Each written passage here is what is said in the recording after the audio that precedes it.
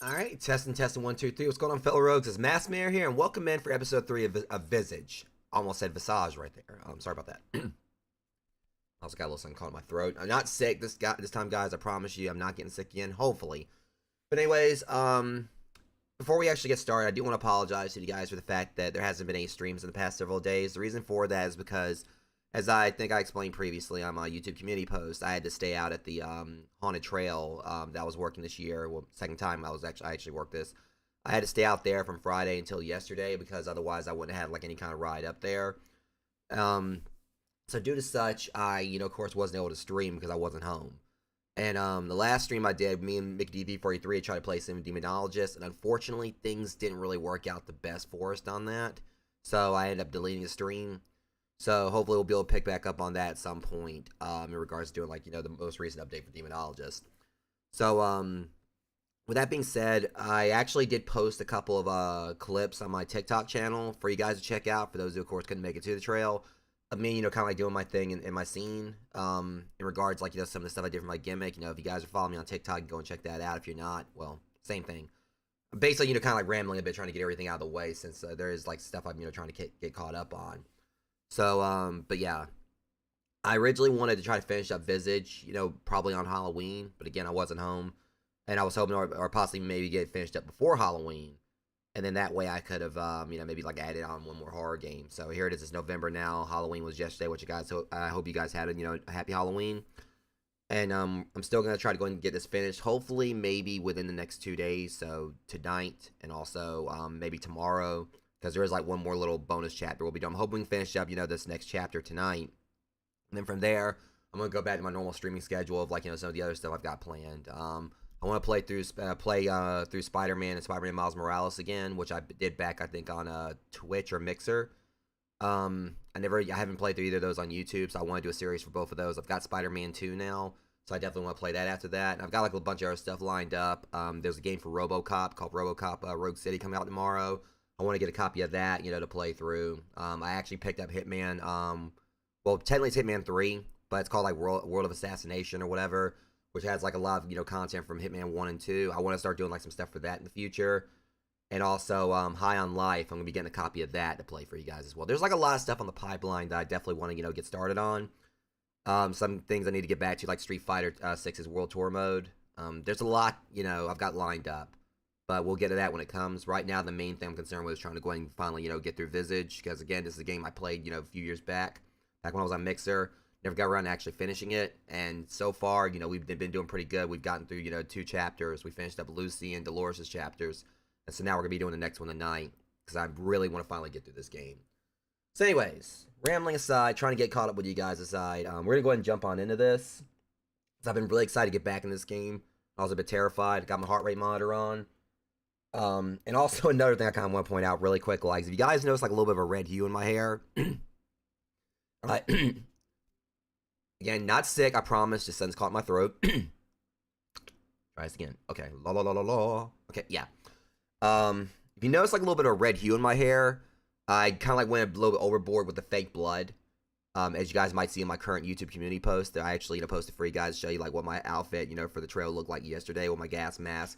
Had a lot of fake blood on. Some of it actually got on my face, and I noticed after I got home last night that some of my hair has like little red streaks in it right here, and that's because of like some of the fake blood actually getting in my hair. So that'll probably hopefully get washed out next time I take a shower. But which soon I'm also gonna make sure all this off my face, all this facial hair as well. But I'm waiting until like the after party for the trail that's coming up Saturday, which is also they're gonna be announcing like the winners for like the most scary scenes and the favorite scenes of the trail and stuff like that. But anyways, yeah, properly moving on to this now. All right, and while we're at, go ahead and get like pulse rate turned on my phone for my heart rate monitor. But again, if you guys want to see like a little bit of footage, from what I was doing at the trail, it's not like the best stuff because like the fog machine was off. And the strobe lights were off because it wouldn't really like show it, like everything could really pick up as well. I've got like 2 posts currently on my TikTok, basically of what I was doing, because we had like a school bus. That was the scene that me and like my partner Shiloh, I say basically who was like this kid that I was like over looking over, because he was like I was the scene lead for that particular scene, and I was keeping on him because it was his first year doing haunt acting. So me and him like were teamed up, and it kind of like showing like what we were doing, because he had like all these crazy clicking noises and stuff he can make. And I had this whole thing, so we were on a school bus, and I had it where I was kind of like coming up from the back at times, climbing on this rail and doing like these weird movements, and also like crawling around on the inside of the bus. But again, all that's on the TikTok channel, so if you guys want to go and check out the videos, kind of get an idea of somewhat of what I was doing, you can see that there. All right, but anyways, pulsoid is now come on, there you go. All right. I was saying my battery level's at 80%, so I still got plenty of time before I have to like switch out my battery. I got like some replacement batteries for my heart rate monitor. All right, so anyways, yeah, we're going into chapter 3 for this, like both in the game itself as well as like the chapter we're gonna be playing in the game. So I've been trying to go through and like finish each of them in one go, and I think from what I've heard, the next one we're gonna be playing is actually one of the shorter chapters, but it's known for being more difficult because it's like the gameplay mechanics. I don't really know too much more other than that. But considering what I was dealing with, like with that stabby demon in the first chapter, and also Dolores's raunchy ass constantly come up trying to the stupid knife, everything I dealt with them, because it says we're at 50% completion. And we've got 5 hours in. And I've heard this is like it's about like a 9-hour game, so I think that kind of balances out. Like 50%, like close to like like the 5-hour mark. So I'm thinking that we might be actually playing around maybe possibly the same pace as like players played on average. I'm not sure. Probably it's been a bit longer. But if I wasn't like dying so much and getting like stuck on some things, I obviously would have got through it a lot quicker. But this is a game I have been highly enjoying. It's still one I definitely would recommend to you guys. It's not on sale anymore, unfortunately. So, like, I think the $30 or so price tag might be a bit steep, but I still say it's kind of worth it. Like I say, it reminds me of another game called Madison that I actually stream for this YouTube channel as well. You guys can like find my series for that too. But the whole thing with like the camera in one of the chapters, but it's got its own little thing as well. In regards to what it does. Obviously, the main inspiration for this is PT. All right, so we got this right here. This is going to be in the next chapter, which is let's not do that. All right, Rakan. Dragon. Rocking the dragon. Alright, let's not... Yeah, stupid joke. Alright, so I got to keep the sledgehammer from before. So, the thing is, like, so one thing we have established that I can't get attacked in between chapters. Like, some creepy ass jerk, you know, is covered in tar or something, like, will pop up and kill you. So, we definitely need to watch out for him. Alright, we already know, like, what...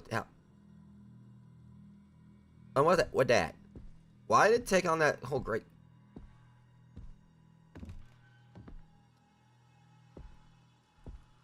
Okay, y'all can just stop that right now. Alright, so let me see. So far we've got like 2 of these, the Dolores tapes. Still got the, that right there thing for prying stuff. So I'm wondering if we're going to have to use that anymore. Obviously we know what the videotapes are for. We got to use it, play those in VHS. Don't know exactly entirely what their purpose is.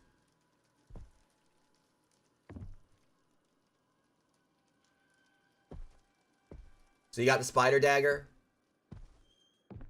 Yeah, like I said, spider dagger, really good solid choice for grounded. The main thing you definitely want to do with that, you know, the main viable option for the spider dagger would be probably if you're going for a poison build, which would be a pretty good idea. It's a more risk versus reward thing, because like I think, like, you know, the spider armor, I want to say that it's light armor, but yeah, the main thing about that is you gotta understand is that, you know, that's something that's, like, you know, based around, like, you know, damage over time. Okay, so I'm trying to think about where we need to go here. Start this off. That's the thing about this game, it doesn't hold your hand. I've said that before. And that's what I kind of like about it. I think that's actually turned some people away because how difficult it is. But, you know, I'm someone, like, you know, grew up on stuff on Resident Evil and things like that. And those were games that really, you know, it's a similar concept. You know, with Resident Evil, it didn't really, like, you know, just get... You had to actually observe the environment, understand things, like, kind of get an idea on how stuff worked. And if you weren't paying attention, you know, you could be stuck for hours. I mean, because I think, like, you know, there's, like, you know, a lot of people, like, probably, like, you know, younger, you know, players, probably, like, maybe, like, you know, grew up on the more action-oriented Resident Evils, like, you know, maybe Resident Evil 4 and stuff like that. So, you know, the ones that really aren't as puzzle-oriented as, like, you know, Resident Evils 1, 2, and 3 were, or Code Veronica. But, you know, so with this, you know, this is kind of like, you know, this is kind of like right up my alley in regards to what I grew up on. In regards to, you know, games where, you know, you have to really kind of look around, try to understand stuff. You know, I've kind of slipped in this a little bit at times where I've, you know, I've wandered around, it's like, okay, well, the solution was right there. I just need to watch, actually look at stuff. Actually, I had to, like, kind of, like, you know, pay attention.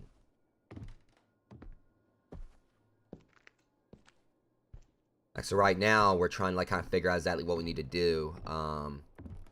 Because we've started Rakan's chapter. I'm just going to say, call it Rakan. Rakan. Reconnaissance. I don't know.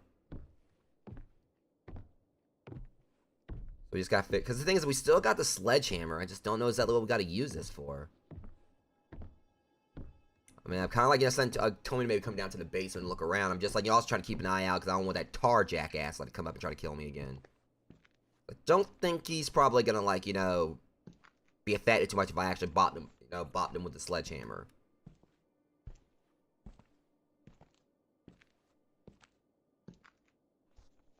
Because what I've noticed with this game is that once you kind of, like, really get some stuff going, everything does kind of, like, with how my pacing's been with it, I'll figure something out, and then it'll kind of, like, you know, the other things will kind of, like, fall in place a little bit.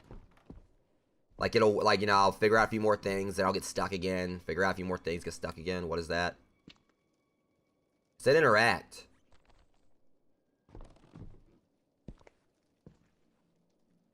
Oh, it was just... Here I was hoping I actually found something I could do. I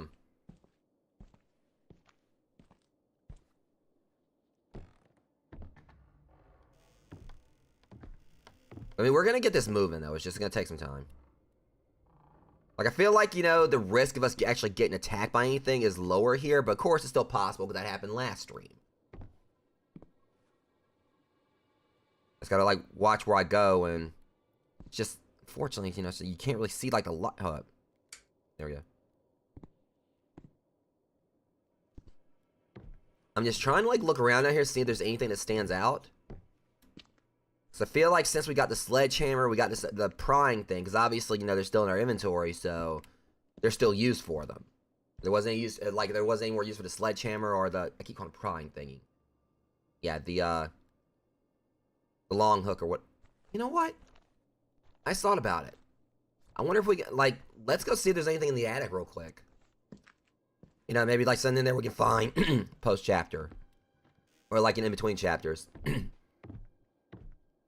If I don't see anything, I can always come back down.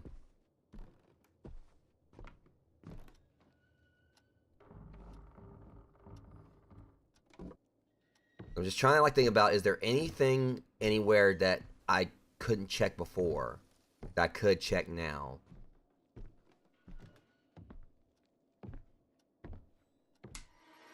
Oh, hell no. Oh, crap.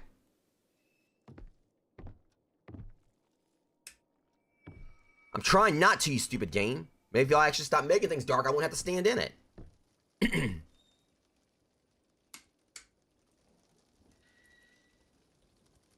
Yeah, well, guess what? Ha. This little light of mine, I'm gonna let it shine.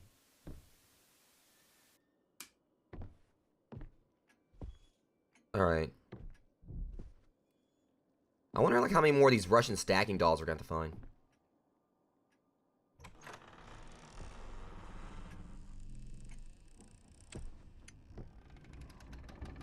Alright, let's see if we've got anything up here. Like, there's no guarantee we're gonna find, like, anything up here, but, you know, you never know.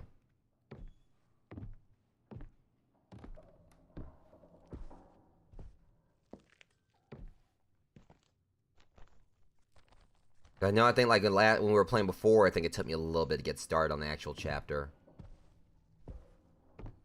And there's only, like, so many places in this house where, you know, they can hide stuff from us, so. I just gotta, like, make sure I observe and watch what I'm doing.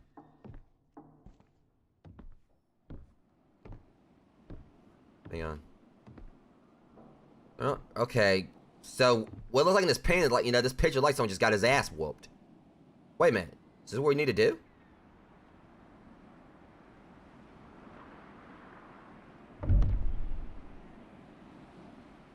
I swear, if I just stumbled across what I was supposed to do just by wandering around again.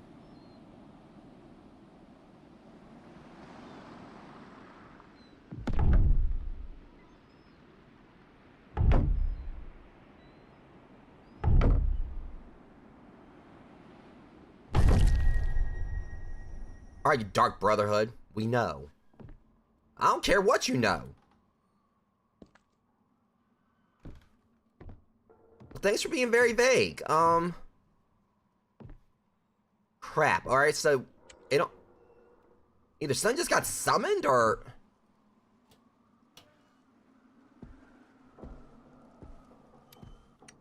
okay, so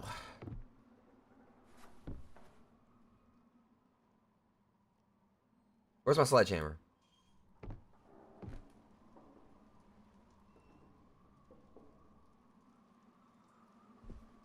Well, that was weird. My sledgehammer,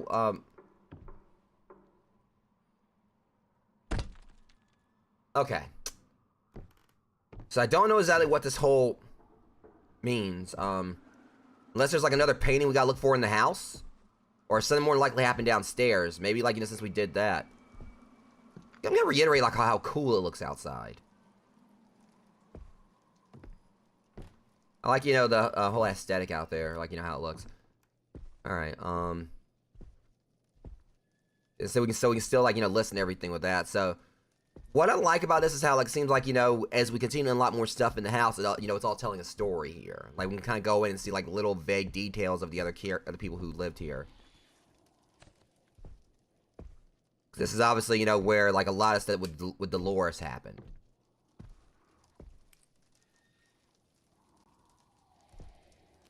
And, of course, there was Lucy's room over there, I think.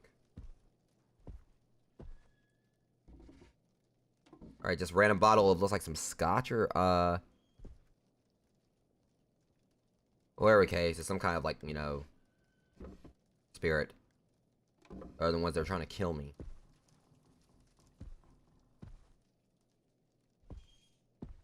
So I keep on hearing, like, some, like, you know, like, Sun's swinging. But I think I've been hearing that for a while now. You know, I think it's a chandelier. Sledgehammer, are you good? Okay. So I'm wondering if we have to go and try to find some kind of other picture, like the one we saw up there.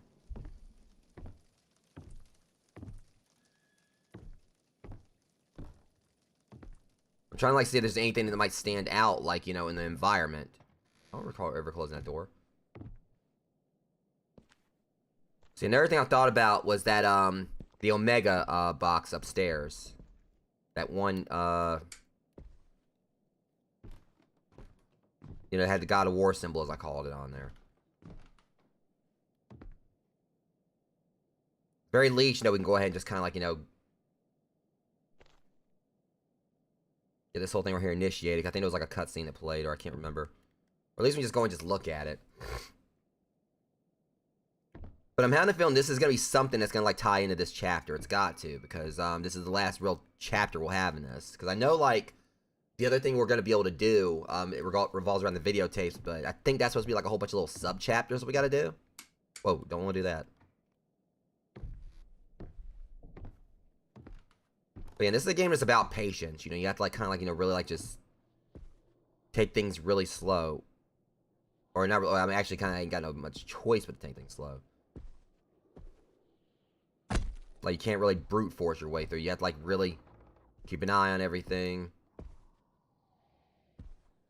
Alright, so we got that's Dolores' mirror, Lucy's jaw, and there's gonna be one more thing here, which doesn't really have good tidings to it, because, obviously the mirror's clean, but there's, like, a whole bunch of blood right there. So I'm thinking it's safe to say we already know, like, you know, that our, the hero of our next story probably didn't have a good day. But that's basically what this whole game seems like it's been about so far. Like, you know, everyone so far in the game that we played as, or, like, you know, experienced the story of, it's had a very bad day.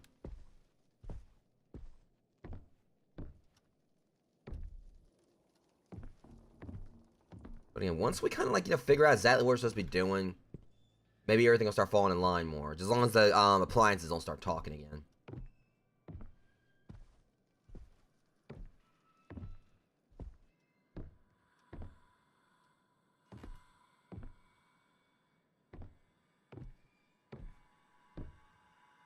So wheelchair. Hold up. Wait a minute.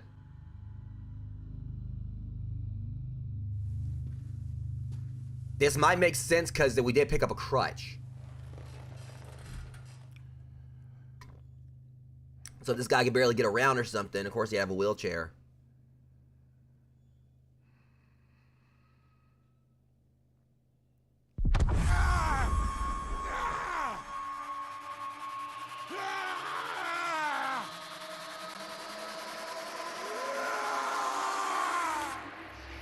I think we're on the right track. I mean, I think we got, like, a slight clue there. I think we're on the right track. Yeah, it's a possibility. But what the hell is this?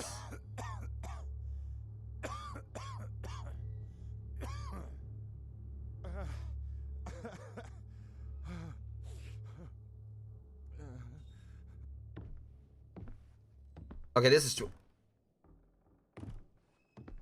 Okay, this is insanely trippy now, guys. We're in the same house, but it looks so much different.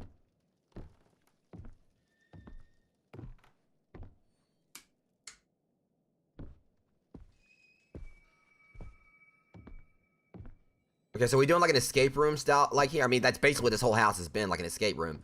But if I'm correct, so let's look at this. Alright, so we can get out through here.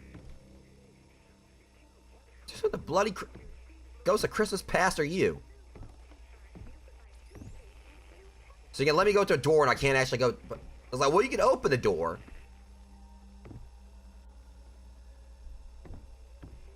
I can't get in. Like, I literally opened the door, but I can't, like, move. So is there something else I gotta find first? Well, that was odd. Okay, this is probably, like, you know, I know the last chapter was trippy, but this one's already, you know, kind of taking the cake on stuff.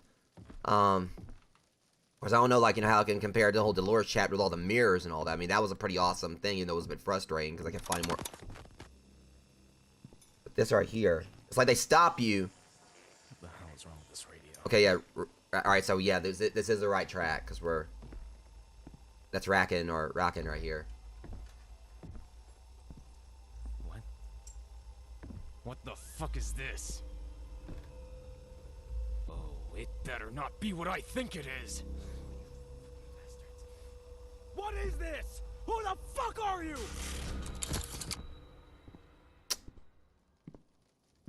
I'm starting to think maybe they're actually making it where I can't go in the room when he's present, because he might end up kicking my ass, because this guy seems like he's not really the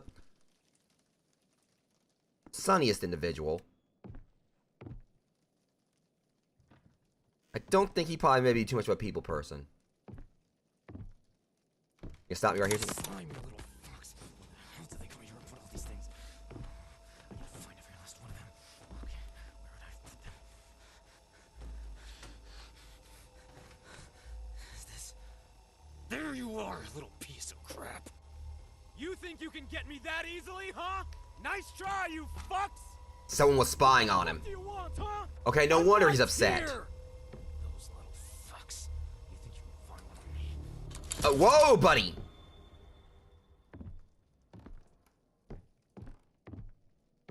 Alright, so I'm guessing, like, what we can gauge here is that his house is the house is bugged or something. Someone's obviously spying on him or something like that. Alright, we can't go that way. So they kind of got, so this is like on a linear path, right, which is, I'm fine with right here, because, so it's like, at this moment, it seems like they're making you go a certain way. I mean, at least for the time being, it is. It's like they're putting me more on rails here. Or we're not on rails. On rails means I would be automatically going. Whoa. Don't you fucking move, I swear to God! Stop right there!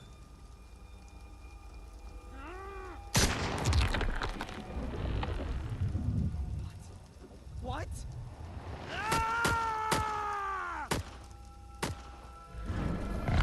Oh.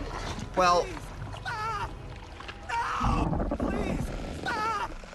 No! Please! Leave me alone! Okay, so originally the voice acting I thought was kind of like a little cheesy. No offense to the voice actor. Not like, trying to, like, say, spike them in any way. But, like, at first, like, when we first heard Rakan talk, I thought it was kind of like, that was a bit, phoned in.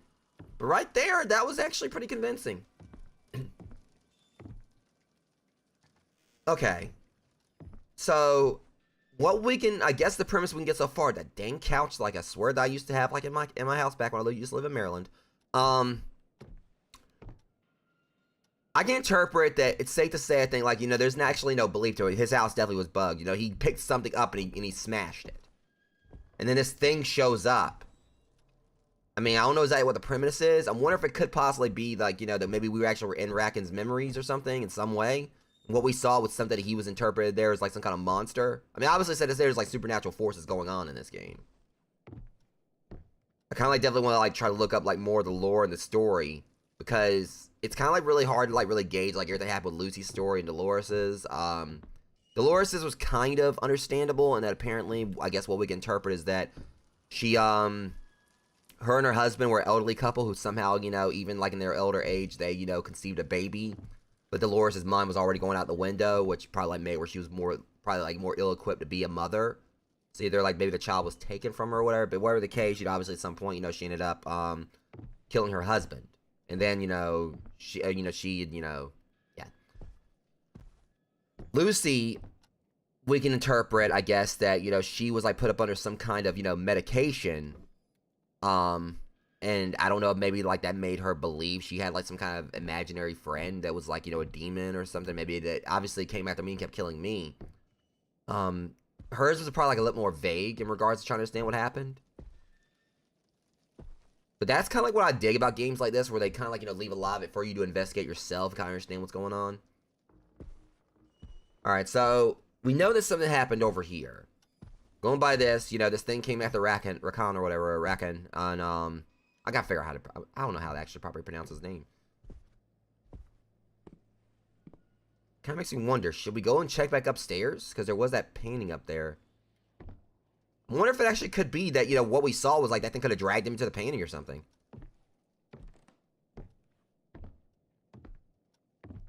I mean, it couldn't hurt to go back up there and look real quick, but that may not be what we need to do.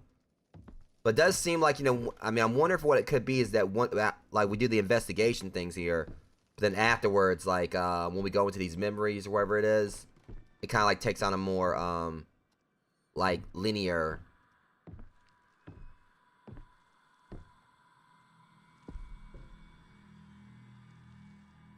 I think that's actually where we need to go. And I think I figured something out. This noise plays when we're close to something. This is what happened with the wheelchairs. This is our way of knowing where we gotta go. The eye step just seems to be alive. Well, I'll just bop it. I'll punch that eye in the face. Goma looking self in Legend of Zelda. Always staring at yourself with your stupid eye. That was a reach, but... Yeah. Alright, so we gotta do something about that eye.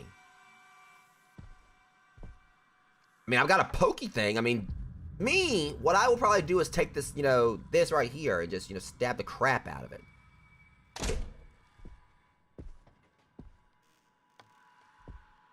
I know I probably can't, but I totally would.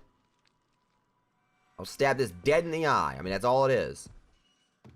Okay, so we got this random eye door demon thing. And what's this right here? Oh, I can store audio cassettes here. Okay. Cause I can just... This is kind of convenient. So we actually can just store the tapes there, and... What if this means there's only like... Well, maybe there's like at least one more, but I don't know. I could swear I thought we found all of them. Alright, let's go and put this one in there. Alright, I guess going by this, it looks like there might be like more than the ones we found. I'm kind of feeling it'd probably be possible to still find more cassettes. But I ain't really worried about that right now. We gotta figure out how to get past this thing. I mainly just did that because I don't think we're going to run out of key item space, but I do think it's pretty nice they actually gave us a spot right there to just put everything. I don't know if there's a place down here to put the VHS tapes. I'm going to check real quick. Oh, there is a place we can store them. That's nifty. Alright. Alright, 1, 2, 3, 4. I'm trying to count here. 1...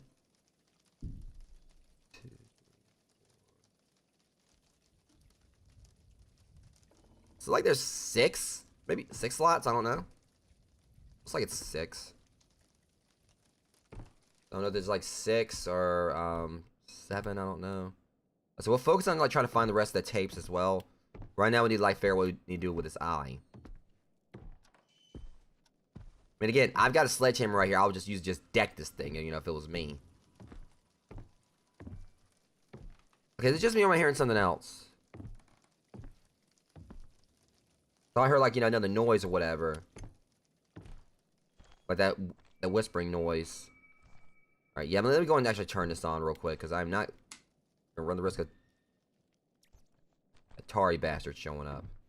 Alright, I can't turn this light on. I need to get out of here. Hey, don't do that. Alright. So...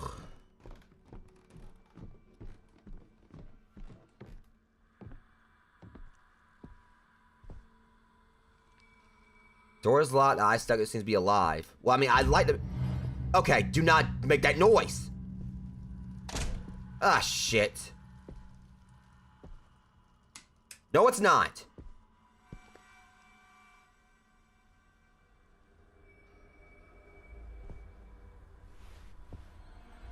I'm probably about to die.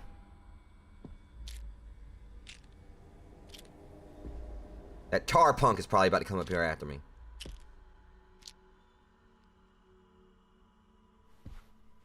Like, what? That's the thing that gets me. This guy, like, you know...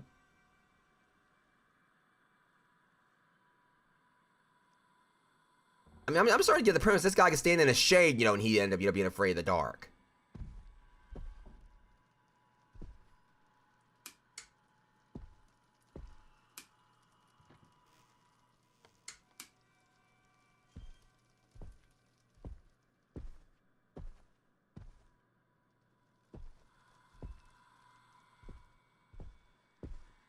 Okay. Obviously, this is like one of the next things we gotta do, of course. I just gotta figure out how to get in there.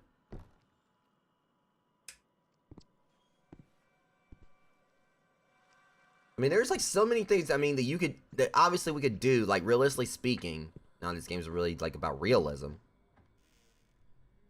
But, there's, like, different avenues we could approach this with. Like I said, I would just, smack the eye with a sledgehammer. We got, like, this, this thing we can use, like, to pry stuff or whatever. This hook. Checking to see if there's, like, anything else here. But I don't think there is.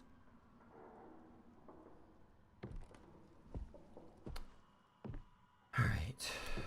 Also, we don't want to stay in the dark too long. This guy, like, is probably scared of his own shadow.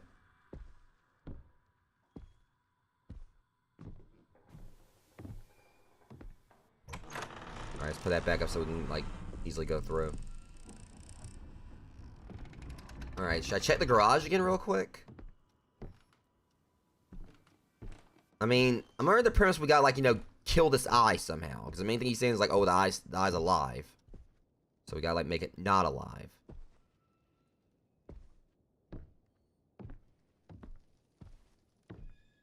I mean, heck, just pick up one of these things right here and just give it a paper cut.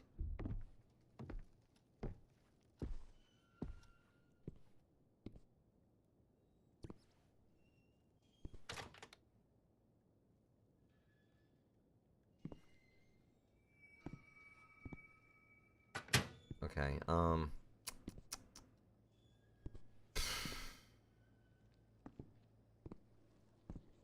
this chapter's definitely been a little tricky because, again, the other two were as well. Right here, it's like they're putting, like, the idea, like, what I'm supposed to be doing, like, right there in front of me, but it's kind of like, much more vague on exactly what I have to do. Like, if it continues to go like it did before, where it goes to a memory and everything, like, takes us a more linear path where they kind of, like, force you to go a certain way. In that regard, it can make everything a lot easier. But getting there is the problem.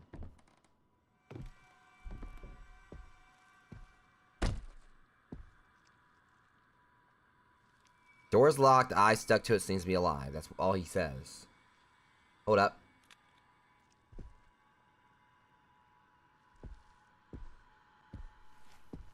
I was gonna see if I can take a picture of it.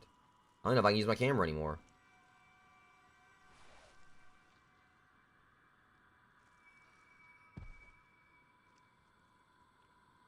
Still got the compass as well, so.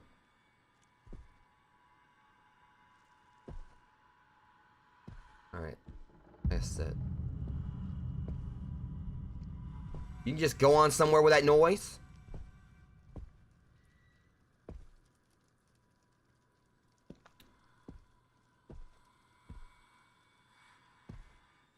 I mean, obviously, whatever we gotta do is on the other side of this door, but it's just getting in there. That's the main issue.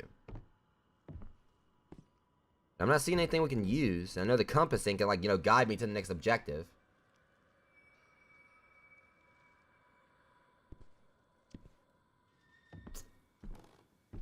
Like, the main thing I think of is that, alright, so what happened to Rakan before was it was right here, and obviously the thing attacked him, and it was around this way.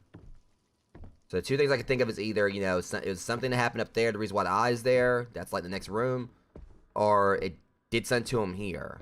Can't hurt to go back downstairs and look around again real quick. That could be a red herring.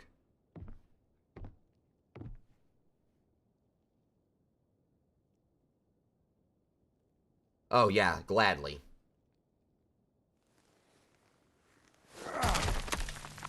Alright, well, we got this at least, whatever this is. Alright, so maybe we actually are making progress here. Because again, like, we didn't have the sledgehammer before, and now we do. I'm just waiting to see if there's going to be a point where, like, the sledgehammer gets taken from our inventory. That'll, like, tell us we ain't got to use it anymore. Okay, so we're making progress at the very least.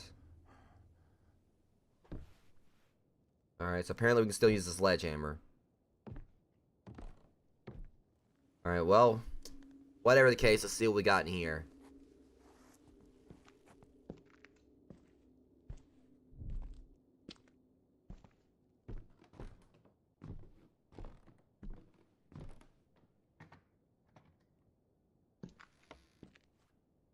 Oh, shit.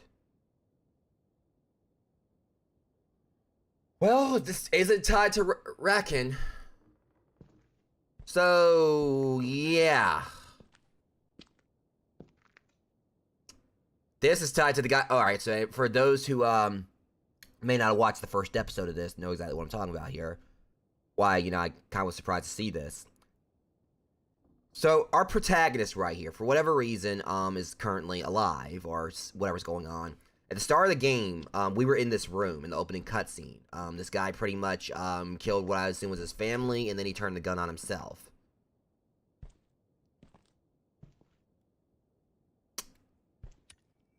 And it won't light up. I don't know what this is tied to, but I'm going to remember the room, of course. We'll come check it out later. I mean, obviously there's something we can do there with the gun, but right now I'm still trying to, my main focus is trying to figure out this whole thing with, Rakan. I don't know how to pronounce his name.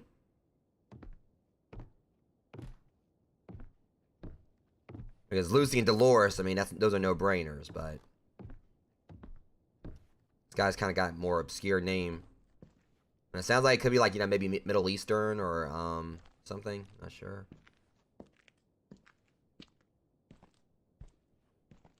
I mean, it's obviously definitely a foreign name.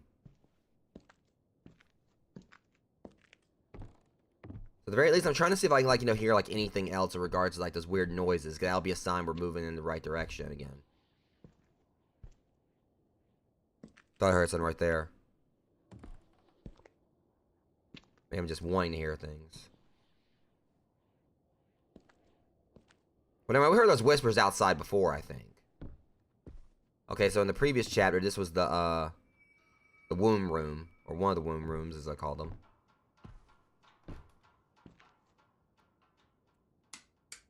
Alright, so it's safe to assume we're not really going to have any luck down here, I don't think. So it's got to be something back upstairs we got to do. I mean, that's just what I can gauge from this. I mean, I could try the crowbar. Maybe that could work. I mean, I got much other ideas. Yeah, let me go ahead and actually just drop the sledgehammer. Try the crowbar. You never know. I mean, again, we got so many pokey things, pokey and stabby things we can use. Well, actually, we only got 2 technically.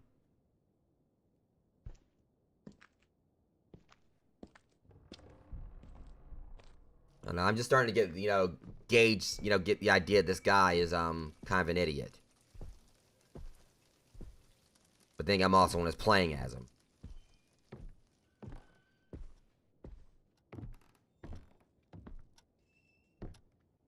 Again, it just gets me, the fact it's hey, you've got a few stabby things you can use, to poke this eye out.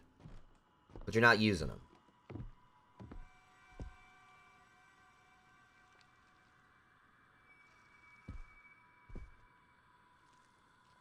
See, we're seeing, barbed wire and all that. Again, he's got so many stabby things, but he doesn't want to use any of them. What the...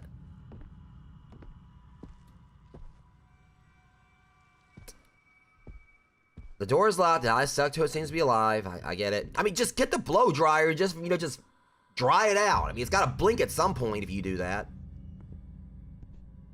I mean, there's only probably so far that eye is going to be able to, stay, resist before, it needs some, for dry, red eyes. Clear eyes is awesome. I mean, just point that hairdryer right there at that eye and just dry it out. It's going to be begging for some Visine or whatever. Bribe the eye. Tell us, okay, you let me through and, and I might actually, splash some water on you. This is the part where you open right back up.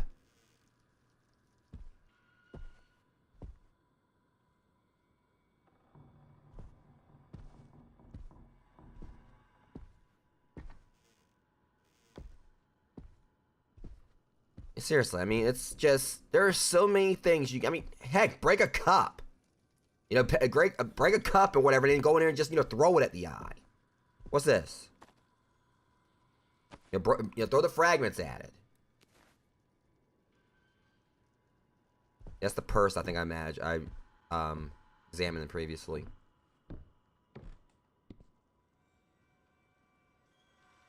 You know, it's probably gonna be like some kind of like, you know, just completely half-assed solution I'm not thinking of. I'm like thinking too far outside the box. I mean, see, look at this. You got like a bottle of cologne right there. Go and spray that on that eye. I bet you know that's gonna, like, you know, make it wish it wasn't there. You spray it like right there, you know, front and center. Okay, so I'm getting frustrated here. How do we get past this thing? Because this sucks. I mean, it's probably on me. There's something I'd probably, like, you know, just I'm not noticing.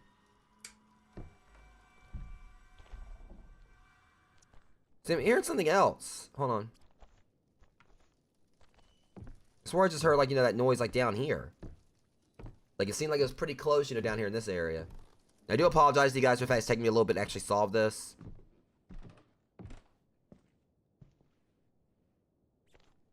I mean, I was kind of figuring, like, maybe if we look right here. Hold up. Of course not. I mean, you can take that and just bop it, like, you know, right there. Even if you don't, like, you know, destroy the eye. I mean, like it's made of, it's a wooden hammer. Get one heck of a splinter. Again, so many things out here you could, like, you know, use on that eye. But oh no, our boy right here, you know, just has to be an idiot. So I got a little excited. I thought he actually picked up that saw. I was like, okay, what are you going to do with that, Paul Bunyan?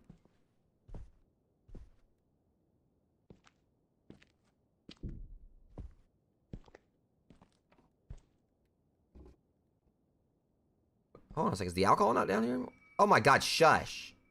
I'm not even that far in the dark.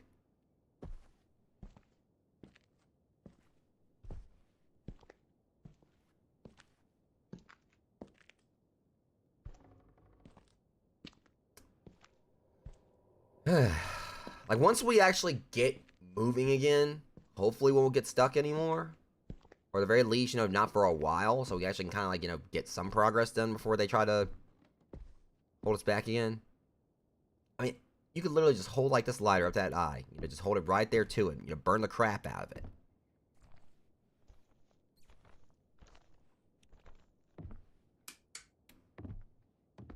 I mean, if anything, we don't even need any tools. I mean, all we gotta do is take the Three Stooges approach. Just Mo Howard the hell out of it and just poke it right in the eye.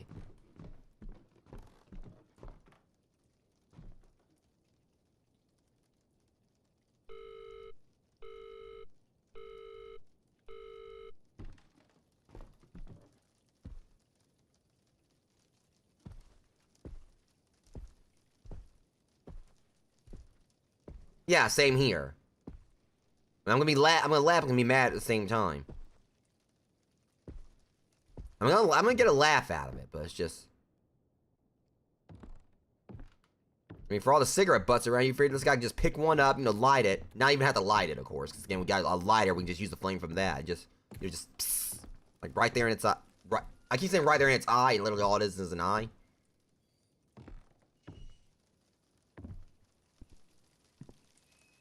I mean, I'm just continuing to think of all the different scenarios where this dude could easily just, you know, do something about that eye.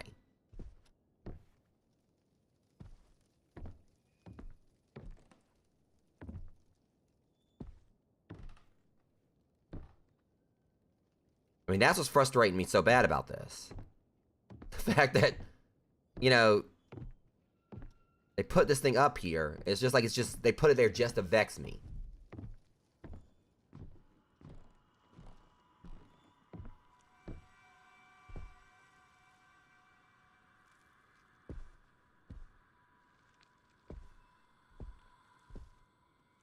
Wait a minute. This thing can't see me.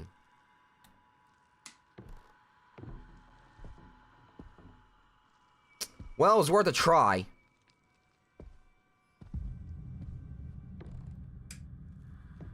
They probably would have relished in me, like, you know, just sitting there, like, you know, the lights out all that time trying to figure it out.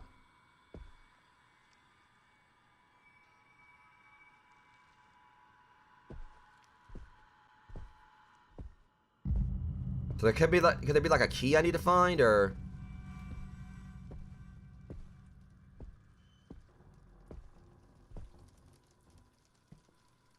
This is definitely a conundrum, I'll say that much. I mean, look at it, you got pencils there. Take a pencil and stab it in the eye. Oh. Wow. See, you pointed that out earlier, and I didn't actually really think about it that much. Okay. And it ended up being simple. And he did poke. Okay, I'm just gonna go and just have myself a seat right here. And just be thankful we actually solved it. I bet you they did that knowing dang well the players were gonna look all over the house trying to find some convoluted ass solution for it. It's like, oh hey, guess what? It's right there. How was I supposed to know? You weren't. That's how we got lulls out of this.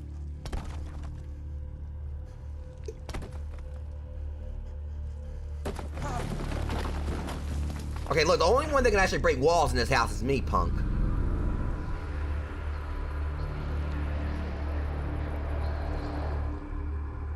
They're like you're some kind of alien or something.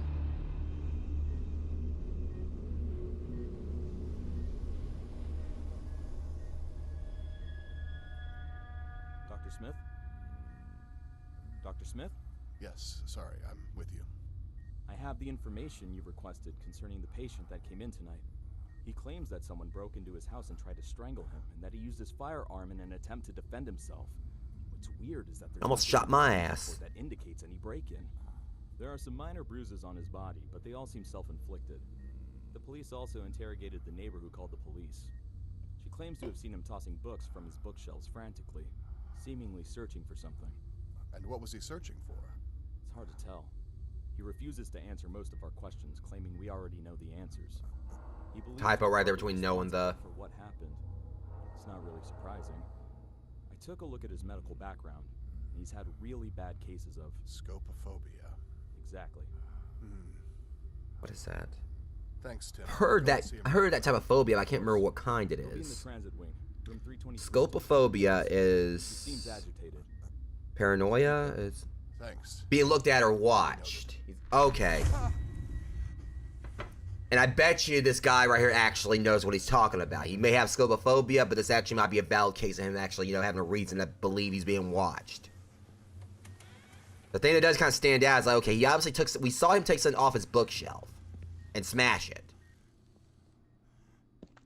And I'm having a feeling there actually probably was something there. Okay, could they at least clean these beds they have me lying in? What the hell?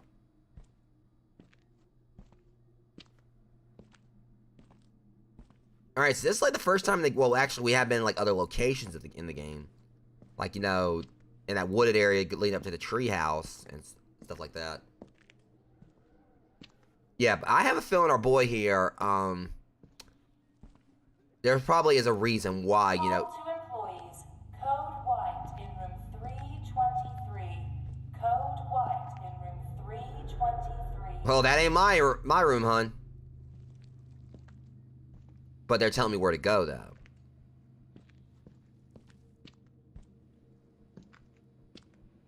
What item? If you want me to just eat air or whatever, I mean, I'm already doing that.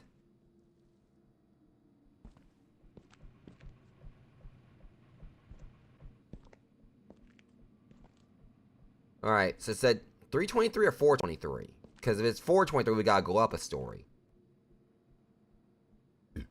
Okay, I don't have any of my items.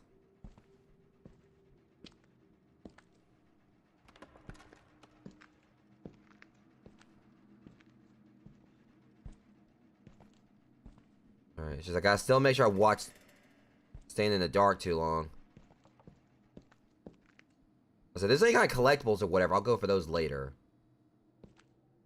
I mean, after like how long it took me to get here, where I just want to go and just figure out where we need to go.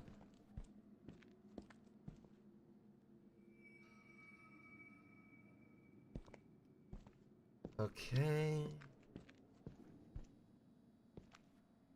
I'm having a feel. I think this is kind of. This is very maze-like. I don't really like that too much, but it does still seem like it's kind of linear. So the elevator's not working. We gotta go up.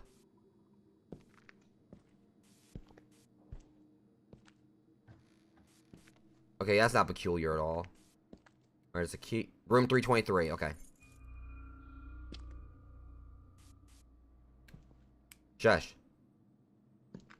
Probably should actually keep that on. That's just creeping me out or whatever. Okay, so we gotta find room 323. Security. Code White. Emergency in room 323. Okay, well, Code White. Emergency in room 323. Darling, I'm working on getting there. Oh, hell no. Okay, I don't know. I'm probably gonna have to go there. Insert coins. Yeah, this derelict object right here that's like, you know, a relic of ancient times. You don't really see payphones anymore. Don't you dare touch me, you giving fuck! us much of a choice here, sir. Seize him and give him the sedative. Alright, since y'all trying to say he whooped his own ass with all the bruises, I mean, you might want to watch out. He seems like he's kind of like, you know, as rabid as a box of Tasmanian devils. Man, I'm willing to bet. I mean, I'm gonna put my money on Rakan. How you say his name? I mean, I'm pretty sure we know. Like, you know, he didn't, like, you know, do anything to himself. They're talking about the bruises and everything. No, I'm pretty sure, you know, something happened to him. Oh, what am I? Oh, okay.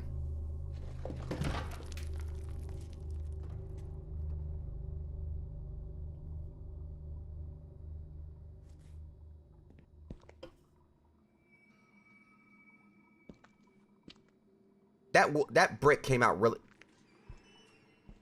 I mean, hey, pick up the door and smash it with that. Thing can't weigh that much. Doesn't like it's made of... Well, it can't tell if it's wood or metal. If it's metal, that might be a bit of an issue. I'm pretty sure these probably actually may be metal doors because, you know, since they have a psychiatric ward at this hospital, obviously, you know, they had to have, like, you know, means to keep the patients from being able to break through.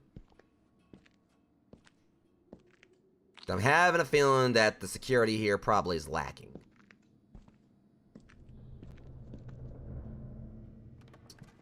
Alright, so we need the right tool. I mean...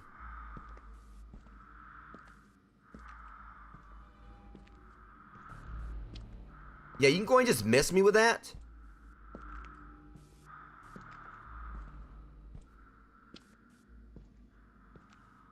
I mean, let's just, you know... I mean, is that like we can't just pick up this chair and just go in there and use that as a battering ram? Wait. Is that actually what they want me to do? There ain't no way in hell. No, this guy... Okay, we're probably gonna have to, like... Hold on a second. I think they're trying to, like, trick me here. Oh. Y'all really should not, like... No, I'm stacking these chairs. Y'all just had to, like, you know, give me, like, you know, a game, like, where I can, you know, make full use of my opposable thumbs. There, perfectly stacked, whatever.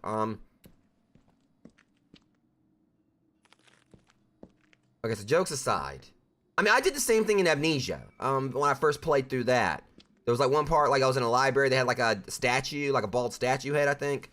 And I just, like, you know, took all these books and just stacked them on top of that statue.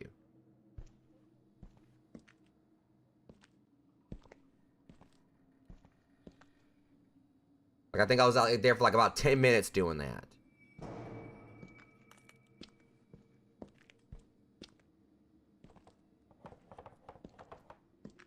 So I need to watch this because something starts chasing me where I'm going to end up regretting it. There we go. Knowing me, I'm going to end up, like, you know, have those chairs there. Someone's going to come after me and they're going to be blocking the way and I'm going to get caught because of my own mischief making.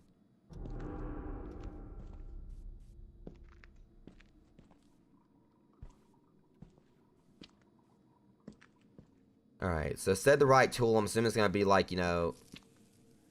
I guess we're on the right track.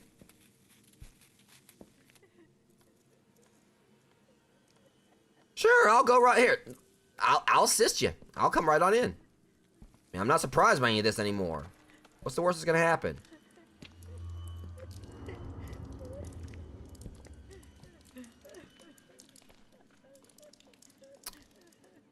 You know, if you were having a hard time getting to the flesh, all you needed was a plunger.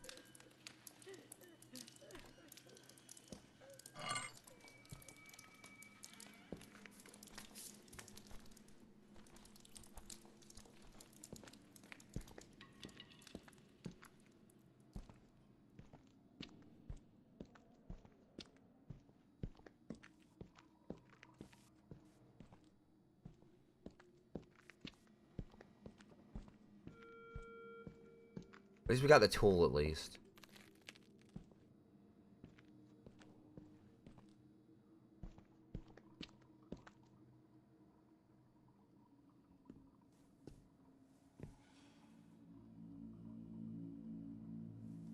And it actually might have been like a little bit tricky to actually break those. It looks like it's like, you know, a couple sets of bricks here. Just break it. Okay, if that's all it took for you to smash that down, you could have pushed it. He just barely poked it.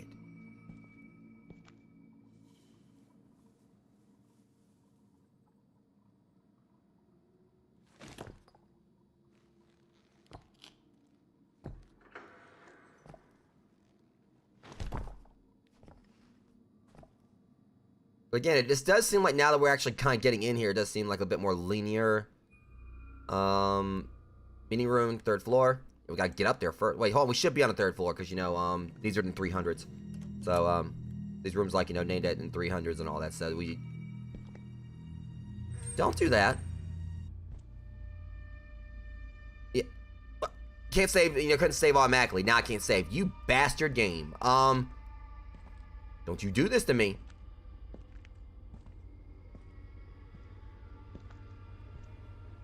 You can, like, miss me with this ominous crap you're pulling. Where do you think you're going, arrogant fuck? I'll Hey! smash your face in the ground until you're one with it! I'm on your side, you jackass. I'm trying to figure out what happened to you. Let go.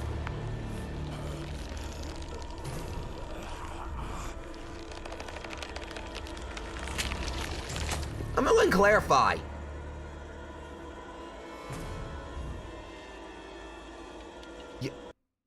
I'm getting chased by...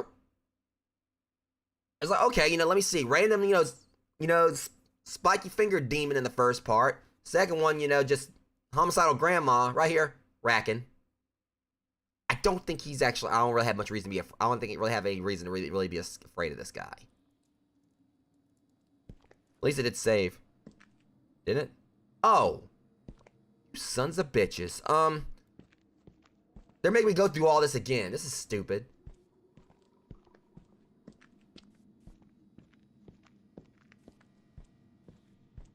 You figure you show a little gratitude. I'm trying to figure out what happened to him. But oh no.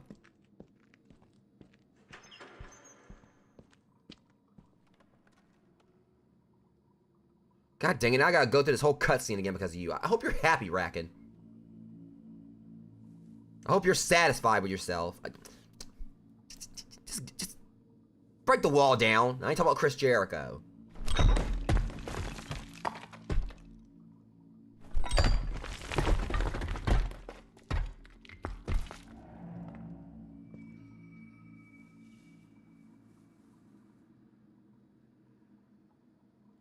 Like, that's just like the most...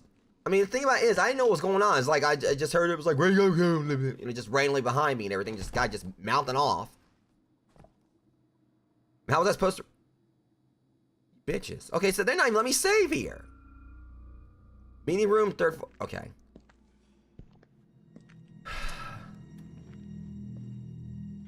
Whatever, dude.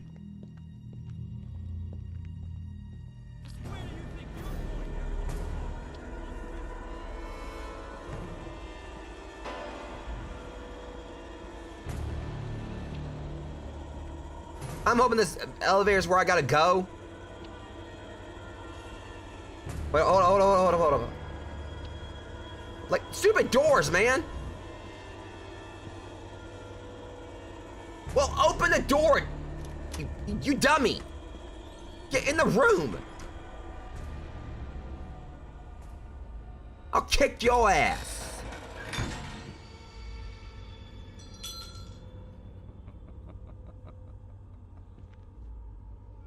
Oh, now you want to save game.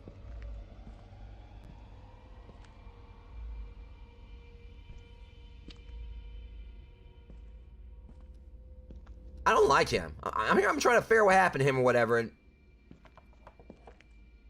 you know, good luck getting in. I'll show you. There. So let's see you get past that.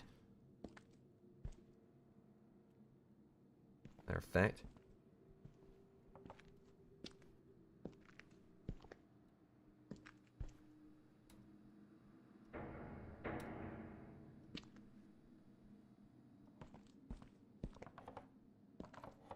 Alright, yeah. Alright, I'm just gonna, like, stop with that joke. Because, I mean, I got other things I need to do. I was actually thinking about, like, taking every single chair here and putting it there. Well, huh? I was about to say, hold on a second. It's weird you can just, like, you can just move it around, but you can't pick it up. Alright, let's go and carry on.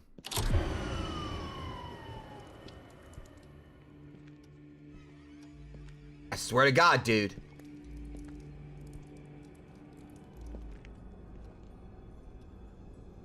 Alright, transit wing.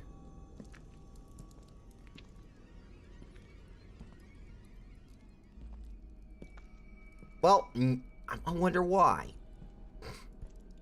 Someone's got some dirty ass feet.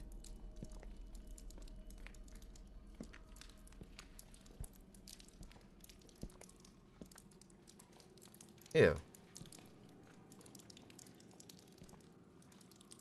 Alright, so it looks like this is where we're supposed to be going, but there's a table in the way. Looks like I was supposed to grab that just to go back out here. Hold up. No, can't go there either. Sorry, I put all this in the way just because, only to find out I gotta go back out this way.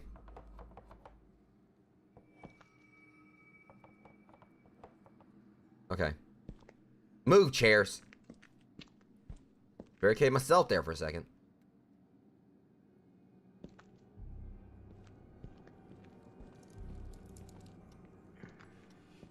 Really? Normally, like, normally, like, alright. Normally, I like to have me interact with stuff and move it, like, in via a cutscene. That's an extra, made me do all the work.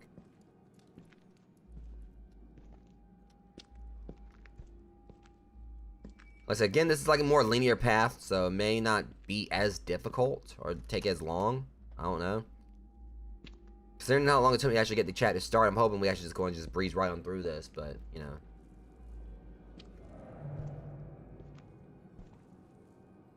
The problem is, I think the way this is going to go is that we don't watch what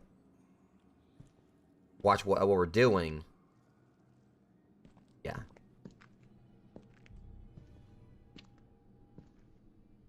And that what's really irritating apparently is like I'm not gonna be able to like do manual saves here. If that's the case, this is gonna be a a nightmare if I get caught by him at any time. It means I could like end up losing like a bit of progress, have to start over. So it kind of feels like Alien Isolation territory, like what I was doing when I played that recently.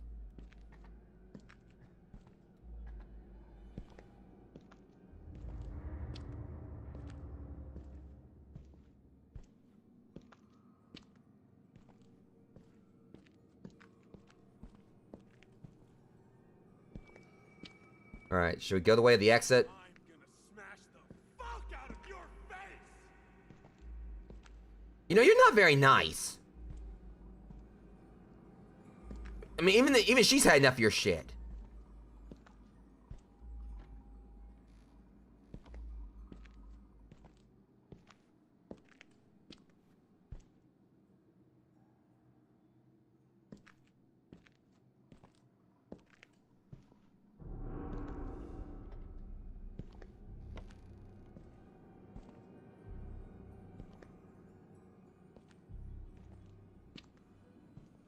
Okay, so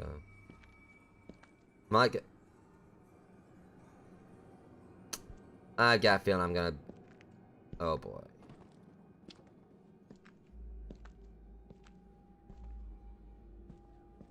We gotta find a transit wing. Pretty sure this price doesn't work. Of course it ain't. Ought to be that easy. Yeah, transit. Yeah, we gotta find the transit wing. Let's just kind of like keep an eye on the things on the walls. The only thing that's gonna be a concern is if he actually does pop up. Psychiatric ward. That might make sense. Consider. Ah.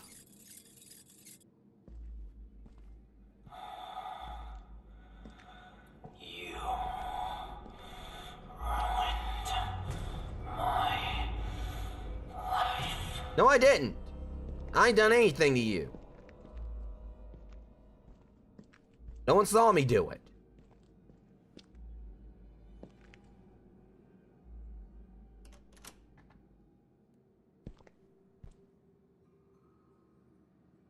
I swear, I feel like I'm in the freaking Page Master with Macaulay Culkin's all the exit signs I'm seeing.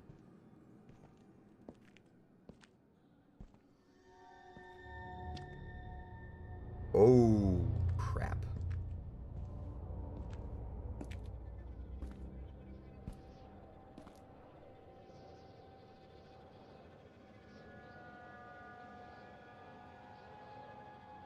This might be a bad idea, dude.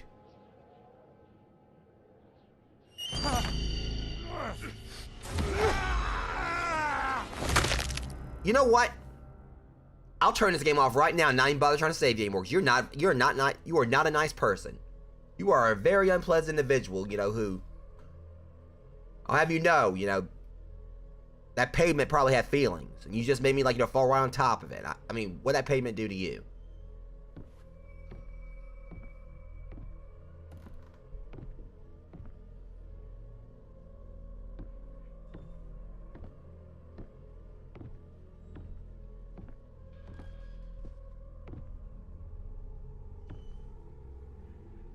Okay, what? Hey, stop it! Well...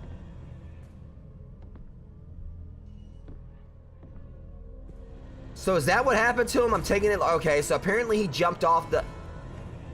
Alright, so no, I think we know the reason why he has the crutches now. I can interpret that he tried to, jump, like, I'm guessing he tried to escape the hospital, because that was, I guess, that's what the code white was. The code white was his room. I'm guessing he tried to escape the hospital, fell and shattered his legs. And so that's why he has to use the wheelchair, like, in the crutches. So yeah, he survived the fall. Which, I mean, I guess kind of makes sense. You can, the drop, you could tell, like, probably wouldn't actually kill someone unless they actually, because the way he jumped out, he didn't, like, fall sideways or upside down or anything. He just jumped out.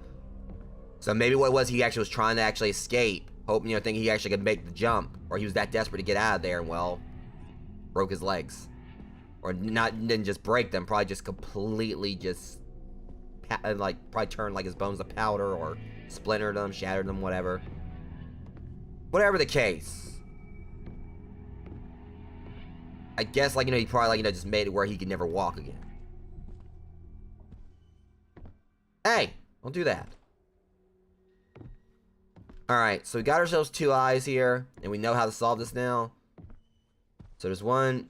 Is that one right there? Okay, see, I bet you they're mocking me because they knew I was going to try to check it that time. Or they're going to have multiple ones here. Wait a minute. Oh. That doesn't make any sense.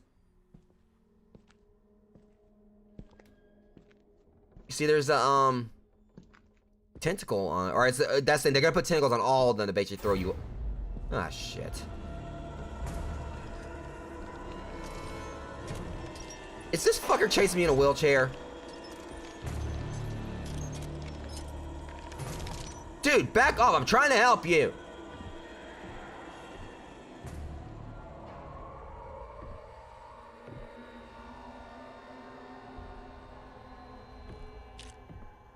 Okay, I need to go ahead and just progress to the next spot. Good news is we can save again. So we got ourselves like some red herrings here. I think all these things are gonna have vines to them, or like these tendrils or whatever. But not all of them are actually gonna be the right one. They're doing this to basically throw me off. We're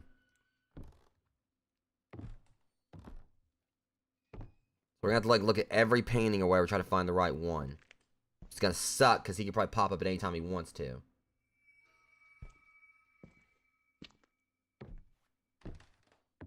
Okay, so let me see here. But again, this does make it seem like it's on a more linear path because like a lot of the areas aren't really opened up. So it's kind of forcing us. All right, there's one eye. So it's forcing us kind of like go a certain direction. All right, so we gotta find the other one now. So in that regard, it may make this this might be a bit shorter. You got a good point there. I didn't think about that. Yeah. This falls in line with his phobia being watched, and here it is, you know, we got eyes everywhere.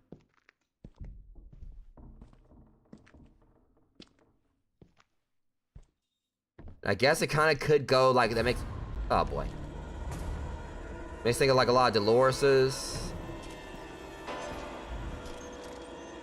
Oh, okay, well that actually is kind of creepy. Alright, back the hell off, Forrest. Oh shit! I swear to God, Forrest Gump, if you don't back off. So the thing is, he's easy to get away from, but it's just, you know, he's freaky as heck when he shows up. There's the other eye. So like with Dolores, it kind of makes sense as well because, you know, I guess like maybe because then they were trying to say she had like I don't know. I can't remember if they said she had dementia or whatever. Obviously things that would make like her, I guess her mind was fracturing, and we were like, you know, we're dealing with mirrors that we were breaking.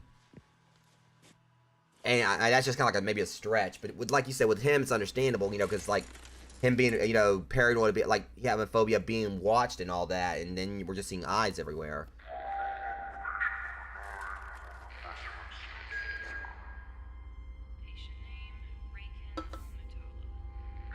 And when you really think about it, a night like a hospital.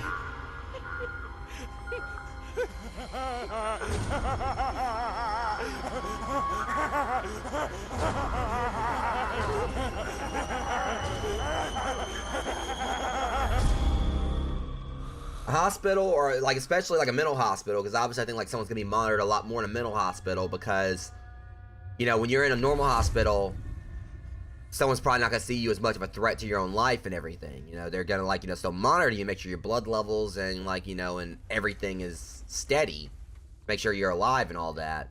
But the mental hospital will probably be like more so, considering the fact that, you know, someone would be like much more of a threat to their life. So obviously, you know, him being, you know, here, which is like, it's kind of like, you know, a combination of both like a normal hospital maybe, and probably a mental like they had like the psychiatric ward, but I think that actually it's probably like is more than anything a mental hospital. It's just a psychiatric ward, or probably like those who are like, you know, much, you know, have much more serious conditions. I kind of feel like, you know, the way this is, well, obviously would be is that when you're in a mental hospital, you'd be getting monitored a lot. And that'll be a nightmare for this guy, because it means, like, you know, wherever he's sitting, people would, like, you know, there'll be the whole thing of, like, people coming in, keeping an eye on him. They'd be, like, watching him elsewhere. So, obviously, the reason I feel like, you know, one reason he was trying to escape is because, he didn't just feel like he had eyes all over him. It's basically like he knew there were eyes all over him.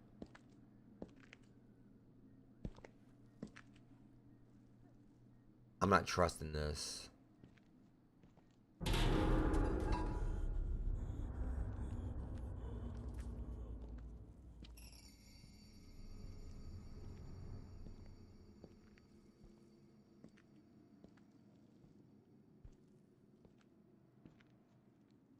Okay, that's actually kind of... This thing was empty before. So someone's actually stocking the vending machine now?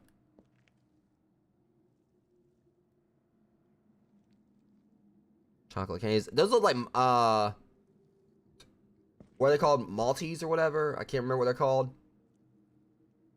I can't remember exactly what the name of what the actual candy is, but they come in a red box, and when I first tried, I thought they were malted milk balls, but they actually had like a... You know, they didn't have like that whole malted flavor to them. They're actually pretty good. That's supposed to be beef jerky. I can't remember what they're called. Maltese or something. It's something that starts with an M.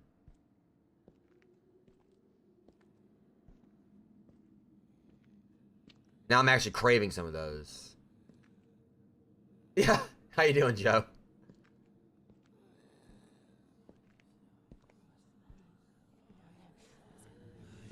Oh, there ain't no way in hell. I'm just gonna go this way now.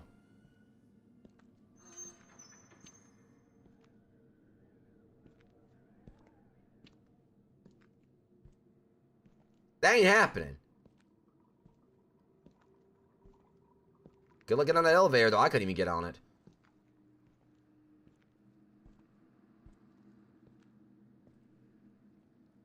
Did I just go? I just went around in a circle. Please do not tell me I gotta stand in that line.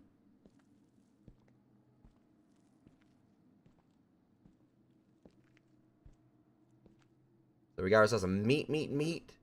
Chocolate candies. Meat snack. I'm definitely digging like these coffee choices though. I would definitely go for some hot chocolate with milk. Which I was almost compelled to get something at Walmart yesterday. I might actually pick it up if I can see it at the grocery store tomorrow. They have like hot cocoa flavored Oreos. So it's like it's like cocoa and marshmallow cream. I'm just curious how that would taste. Yeah, yeah, there it is. That's it. Yeah, that Maltesers. The one thing they actually had those like one of the first times I actually saw them before I actually ate them. I tried them. I think it was in 28 days later. That was like one of the candies they had there. Like kind of like, you know, I think they ate like one of the carriers ate like and got his sugar up. Yeah, I mean I didn't get the Oreos because the ones I really wanted.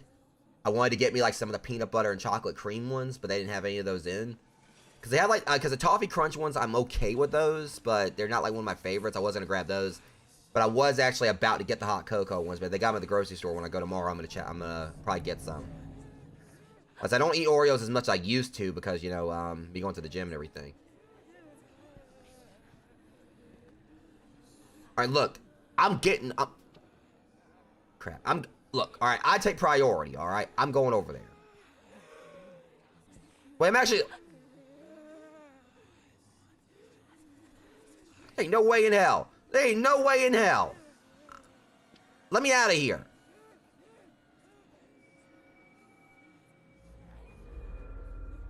Oh, you ain't gonna take the elevator. The fact that they made me go through all of this is like, oh, you're not getting on the elevator here. Here's something for you to take the stairs with. So that's like it's a double fuck you. It's like not only do you not get, you have to go through all this to take the alternative to the elevator, then go all the way back through. This game, I swear. Yeah, well, you know, y'all have fun. Y'all just stay right there, wait for the elevator. You know, I'm just gonna go this way.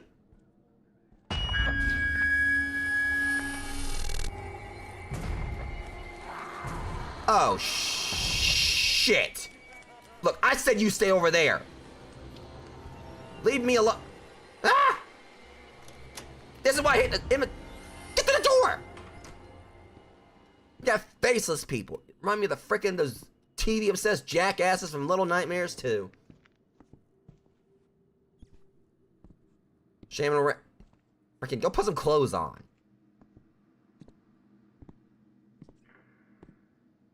You know, you ain't got no eyes, but you got that far and dressed yourself.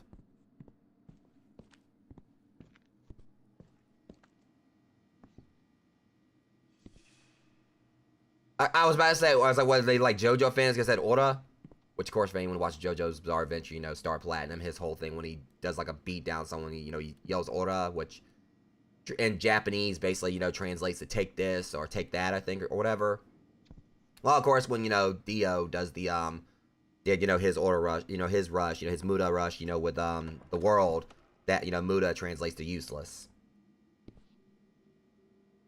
Alright, so hey, you know, we got ourselves, you know, some bubbles, some soda, some orange, some cola. They got carrot soda. Please tell me that's just carrot juice.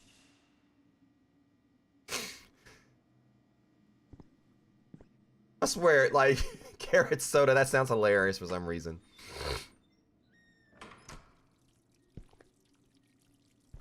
But hey, I mean, I ain't gotta worry about it. I mean, I'm gonna make sure I can stay well hydrated right here. Which, I actually got a pretty good laugh at, you know, the night, like, was it last night? Well, technically it's after midnight now. But yeah, when my ride was bringing me home from the haunted trail after everything, after we ended everything on Halloween, we went by a gas station by Circle K. I mean, honestly, I'd try it too. I mean, I wouldn't be opposed to it. Be interesting. But, they had like, let me actually pull up the picture right here. So, I got a good laugh about it. So I'm going to post on social media. Just because, like, I was just looking at it, I was, like, dumbfounded. Because it says right here, Welch's Sparkling Orange Soda. What soda doesn't sparkle? I mean, unless it's flat. That's my thing. It's like, they could just said orange soda, but it's like, they have to specify that it sparkles.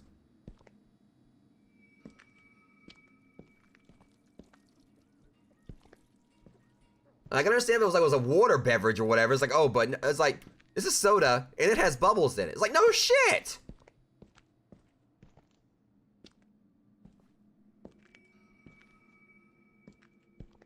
I just like stood there and stared at it for a second. I mean, I went there just to get me like a couple energy drinks and then like some snacks, you know, for when I got home.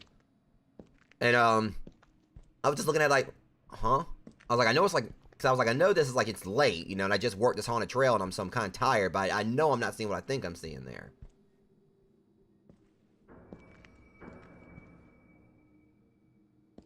Okay, but yeah, this actually is a pretty creepy setting. Yeah.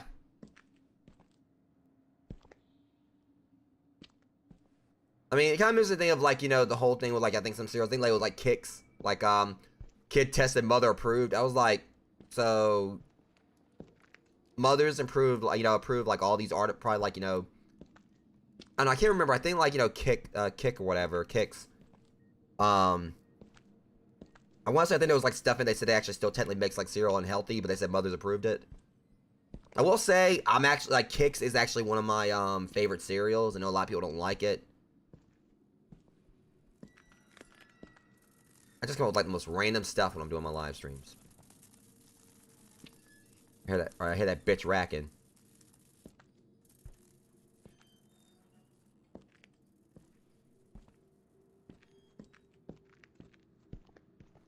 I was like, wait, is there a whole dang forest in here all of a sudden?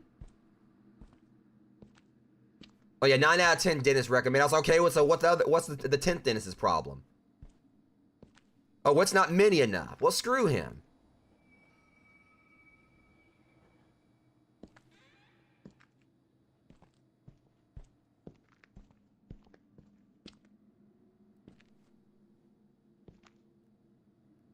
That.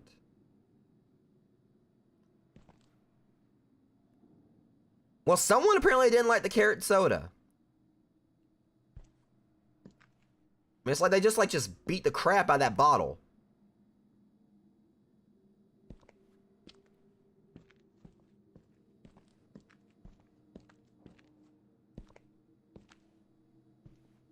Let's be real, like most of the paste of this hospital, I mean, I know the carrots are supposed to be good for your eyes, but I don't think they're gonna need that considering that they have an absence of eyes. Alright, so, of course, apparently I do too, because I'm trying to figure out where the hell we're supposed to be going. Like I said, at least this chapter, it does seem like it's going by a bit quicker. Maybe that's just me. I mean, it could end up being longer, but mainly it's got, it's like a labyrinth here.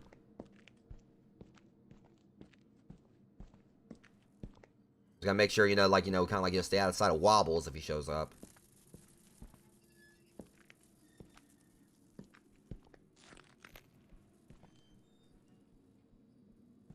Are we going here? Nope. Negative. What about here? Well, of course not. I heard him laughing a bit ago. Oh, let's just go and just check this door. Like, you know, obviously, it's got like a bunch of gunk on it that we cannot go through.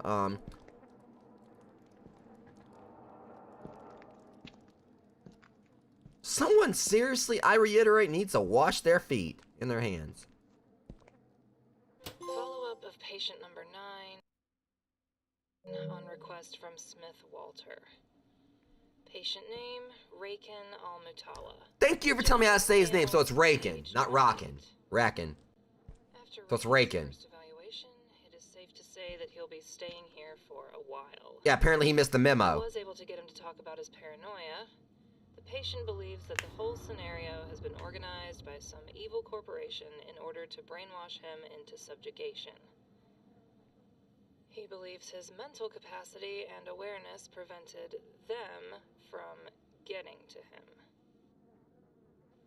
Adding to the severity of his case, he is sometimes afflicted with hallucinations. I'm on his side. I do think he saw something. Hallucinations to me as an eyeless humanoid that keeps on watching him wherever he is. Yeah, I've met Due them. to his psychotic behavior and his difficulty differentiating reality from paranoiac fabrication, he has been transferred to the All these psychiatric wing. things there, we see like the words He have been like also jumbled displays together into one violent behavior word. towards Like the has been staff, instead of has is been. considered to be dangerous, should be sedated and under constant surveillance in the psychiatric ward. Is considered. Yeah, there. I mean, I'm not one to really like, you know, normally knocks typos or whatever. You know, I understand it happens, but I mean, I've seen like a lot of like, you know, grammatical errors, you know, like, you know, in the text in this game. But again, I mean, I'm not like, you know, let it take away from that. This is a really fun game. I've been enjoying it, you know, and, you know, you got, like, people out there that would, like, you know, be all up in arms, like, oh, well, you know, there was, like, this and that happened, like glitches and everything. It's like, okay, well, no game's gonna be perfect.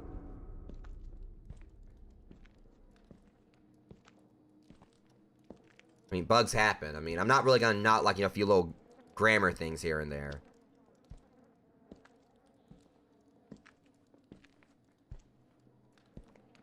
At the very least, you know, I'm glad that they at least put, like, you know, text in at all, you know, for people to be able to read it.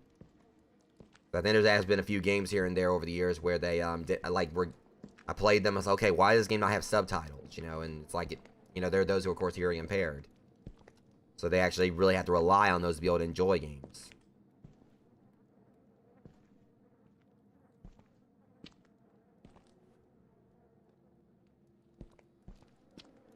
Okay, so we did that. I mean, that's, like, kind of like what really, you know, just frustrates me when you have, like, you know, people who want, you know, developers hurry up and finish a game.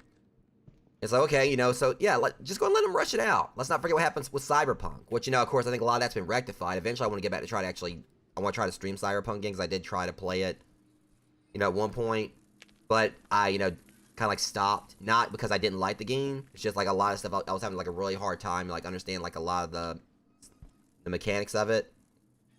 And I will admit, some of it was due to me, like, not really getting the dialogue in the game. Which, me watching Cyberpunk Edge Runners, which, for those who haven't seen that series, absolutely loved it. Definitely recommended. Welcome in, Mark. How you doing, man? You doing okay? But, yeah, Cyberpunk Edge Runners, absolutely loved it. And it actually kind of helped me understand, like, some of the dialogue from the games. Because I know, like, Cyberpunk, I think, like, you know, mainly started out as, like, a pen and paper RPG. I'll get back with you guys in a second. Oh, God, back off, Wobbles. Please, let me, this be the right...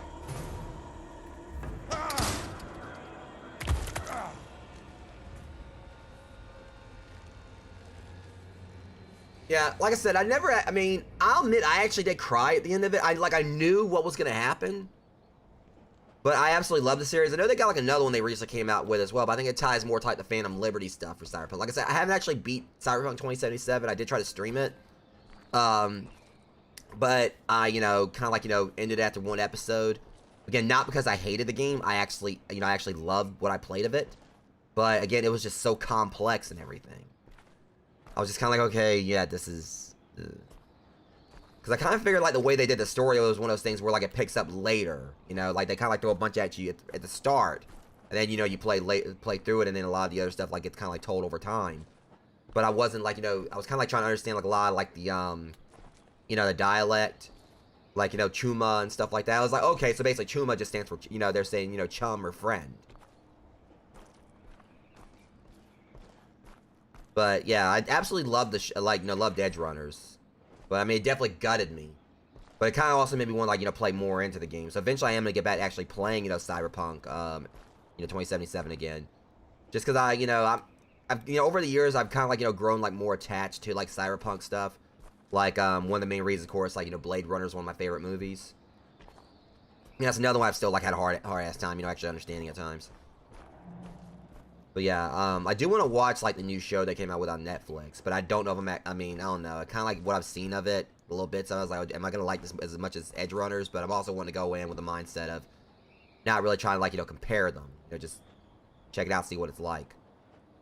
But also, I wonder, like, since it does tie into Phantom Liberty, if, like, it's what I need to, what... Ah, fudge.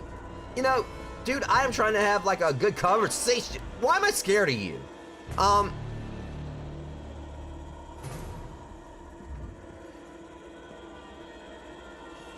Hold that thought, guys. Let me out. Shit. I knew they were gonna try to throw a red herring at me.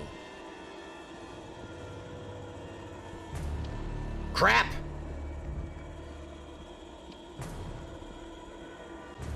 Oh, that's bullshit. That is BS. You can't... Uh-oh.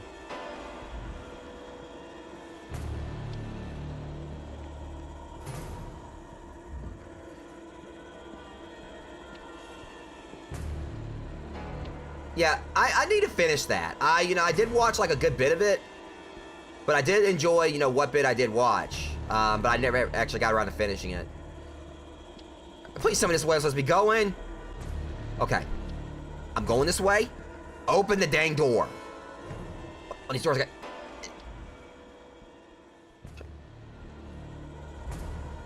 It's the fact that he's actually still keeping up. He's still following me, like, you know, with his crutches.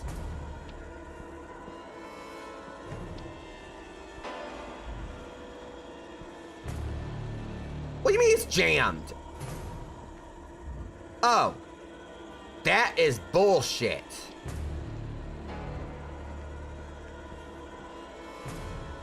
Where's he at? Where is he?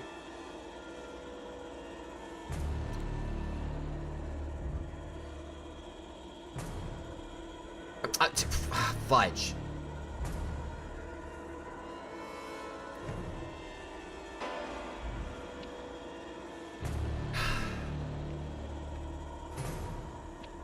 Periphery? Never heard of it. Oh, I have to check. I have to look into that.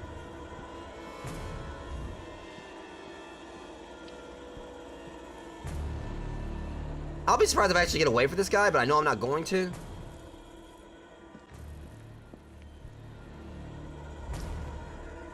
Alright, please let this work. Okay, crap, crap, crap!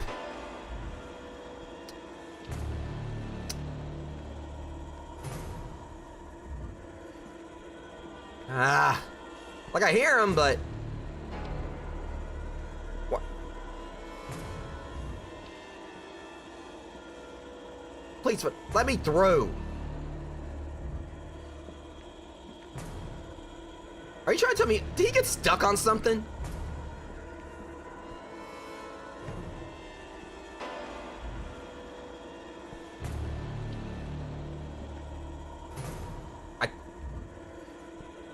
Okay, yeah. I can get with that.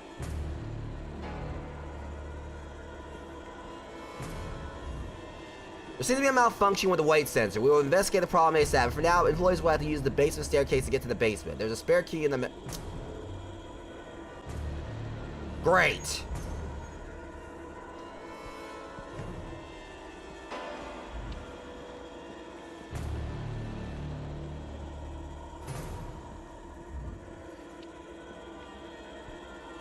Basement staircase. Whatever, I'm going. I mean, it's not like it was a big threat.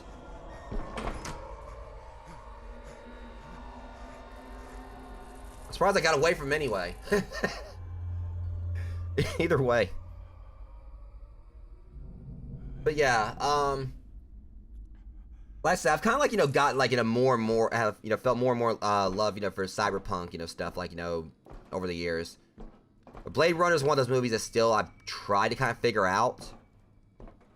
But it's kind of like, I also understand it's like one of those that's kind of like, you know, it leaves some things to interpretation. But I think, like, you know, what I saw of like 2049 is that it did kind of like, you know, fill in some blanks as well. Cyberpunk, I mean, I've heard like so much about like, you know, how Night City is basically just like, you know, the main focal point of the game. Let me pick up.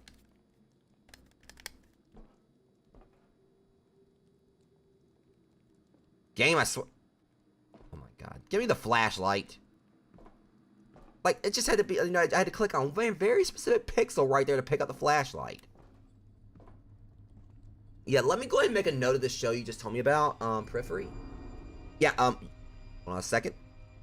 What frustrates me is you have to pause just to go into the option, you know, where you can pause by, you know, yeah. I've never seen a game where you have to pause twice. Alright, let me see here for shows. I got like a bunch of other shows, like, right here listed. Periphery, okay.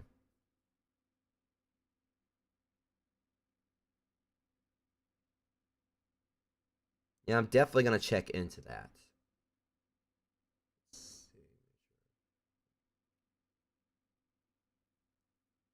Yeah, because like I'm on my Oculus Quest, well, I still call it Oculus instead of Meta. Like Quest 2, the little skin I have for like my main hub room or whatever is like this cyberpunk one.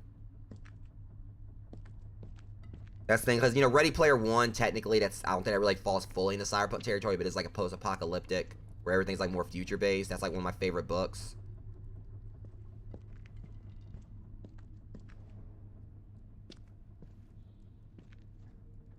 Let's see.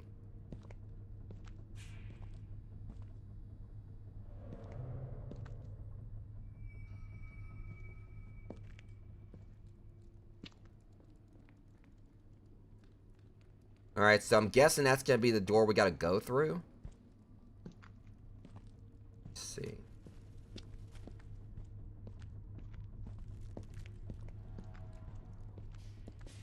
Yeah, but I honestly can't wait to get, you know, into the other games I'm wanting to play, you know, coming up. Like I said, I've been really getting an itch to play Spider-Man 2, now that I have it. But, I do want to play back through, you know, the first Spider-Man as well as Miles Morales first. But obviously, one of the main things I'm really waiting for is, you know, is for Insomnia to give us more news on the Wolverine game coming out. 'Cause Wolverine's like my second favorite Marvel superhero. My first favorite is Spider-Man. But,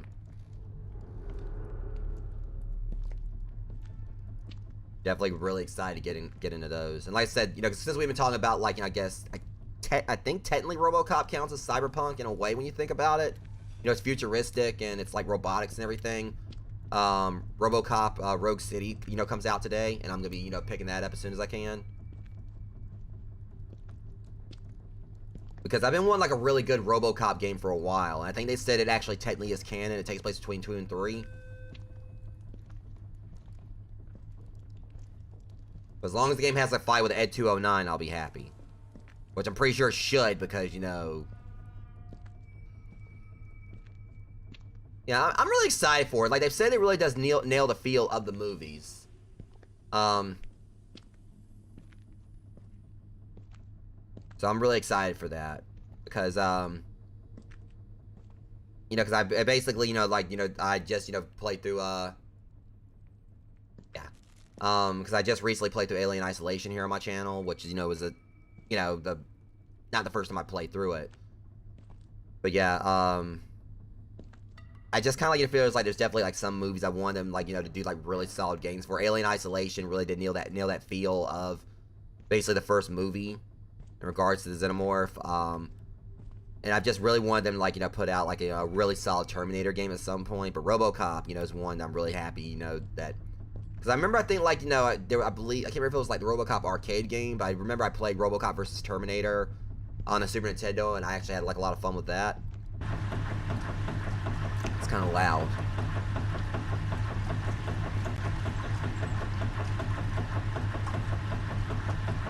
The door will open until the machine cycle is done. It's probably what... Yeah, break it!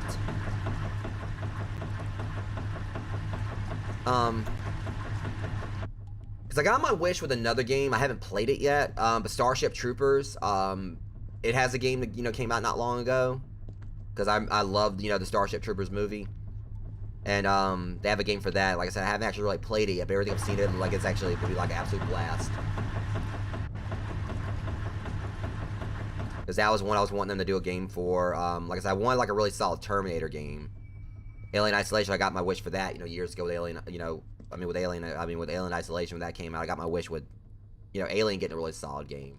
Now, I said there haven't really been others, because, what little bit I played of Alien versus Predator, you know, back in the day, you know, that's, you know, it was fun.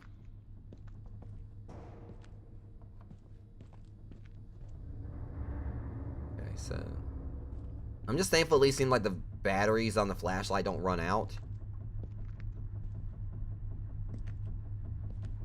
Alright, so I feel like, you know, there must be some kind of fuse or something we gotta flip.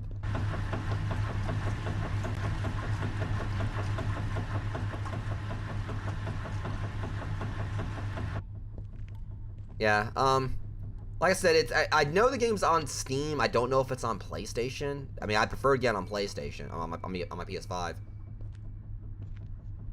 Oh, God. Bloodwash? Yeah. I mean, I reiterate, though, who folds their clothes before they put them in a washing machine? I'm not going to let go of that. And once again, can we get away from a game like with them just throwing random shoes everywhere? Getting little nightmares, Alien Isolation. This game's being bad about it now.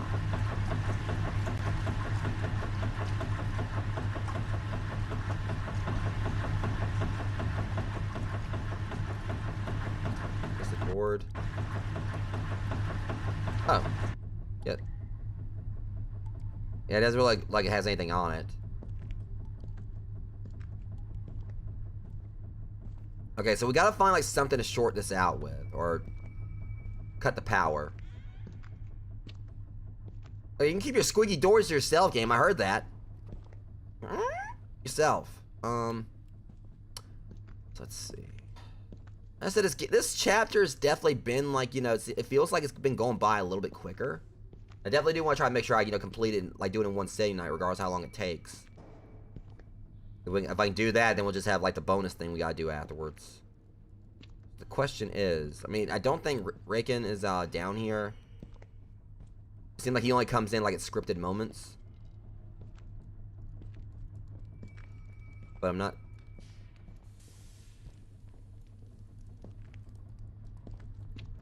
Check here. Alright, so there's gotta be something back over this way.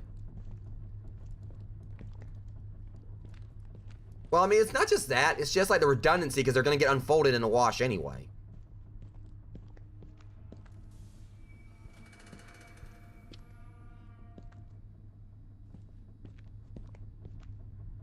And to me, I mean, that's like the equivalent of you, like, you know, brushing and combing your hair and everything, styling, and then just going to sleep. You're gonna wake up with that bed head.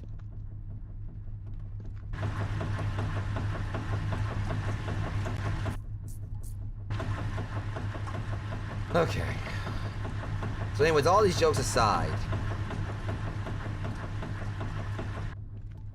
Again, this is probably gonna be like some kind of like, you know, completely half-assed, you know, solution to this that I'm not paying attention to. I'm thinking too far outside the box.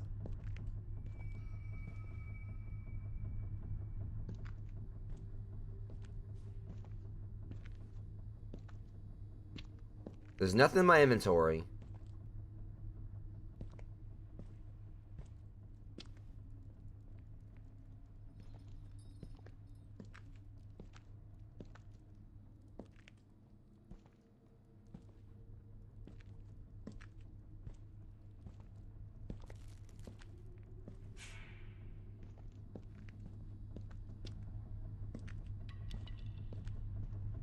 But this game definitely does nail the ambient sounds to make you, like, you know, question if you're alone.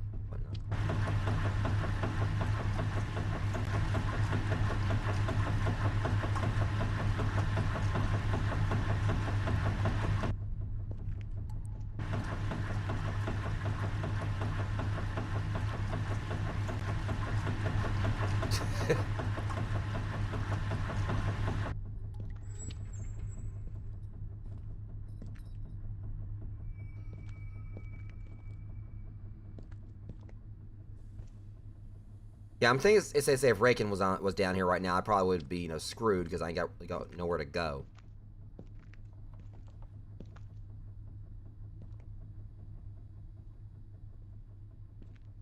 I mean, what gets me is like, oh, there's probably a way to override it somewhere. It's like, yeah, the cord behind the scene, unplug it, right there behind the machine. Unplug the whole thing. Bam, done. But oh no. Look, I would just, look, solution solved. Fill this up with water. Pretty sure there's a bucket somewhere. Fill that up with water, go in there and splash the hell out of the machine. I mean, I might, like, set the whole laundry room on fire, but I don't care. It was like a massive, like, you know, just fire hazard, but hey, at least it wouldn't be working anymore.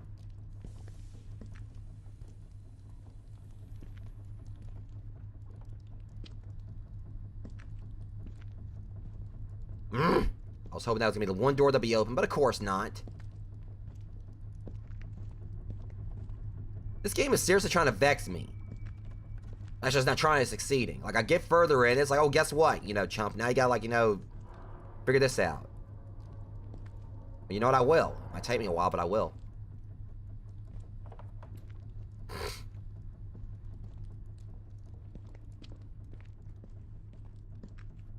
But it's just, it gets me like, you know, it's not really a wide open area here, but there's like, it's like the fact there's such a lack of solutions.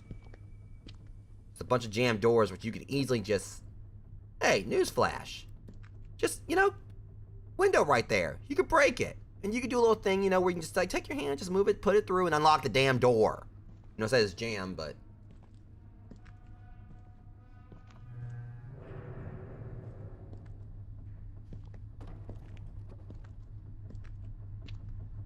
I swear, I'm getting more frustrated with us than Stevie Wonder with a Where's Waldo book. Absolutely terrible joke, but I mean seriously. I was about to say Ray Charles, but I didn't want to, you know, insult the dead. What?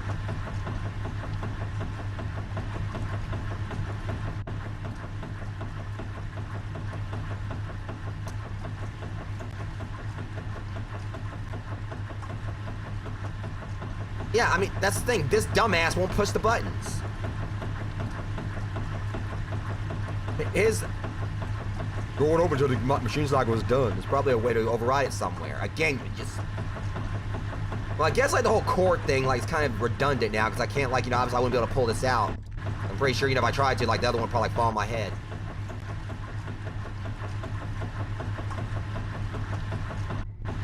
Well, that's the thing. I'm trying to do it without hints.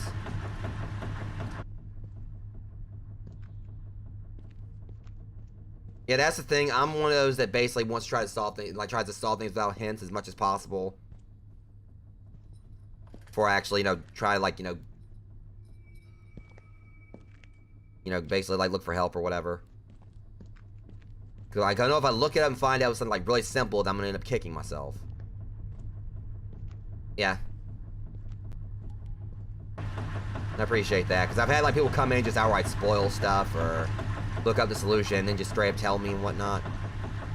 It's probably gonna be, like, something... The thing is, it says inventory. That's the main thing I've got to go by right here. It says, like, open inventory, so it's something I've got to pick up somewhere. I swear, if it's gonna be, like, a quarter or something,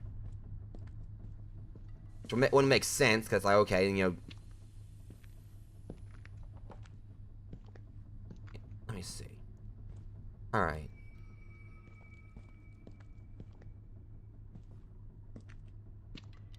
Yeah, let me just try to figure it out first. It's definitely gonna be like I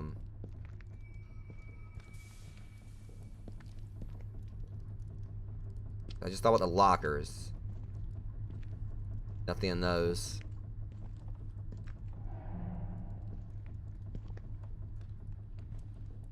It seems like it's something I gotta pick up. Son of a bitch.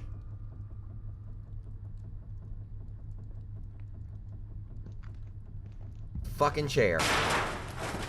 You know what, Rakan? Look, I am not dealing with you right now.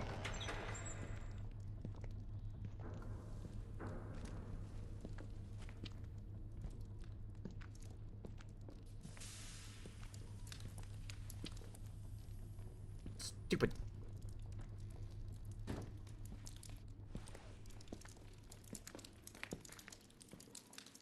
Yeah, or it was like a quarter base. Like what I said was it would be stupid because, like, okay, how are we gonna, like, you know, stop the cycle, make it run a little bit longer until it overheats or something?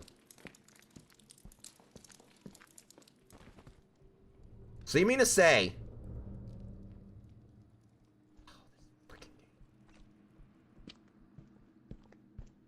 I had a hard enough time, like, you know, getting through one area, that throw me to another one.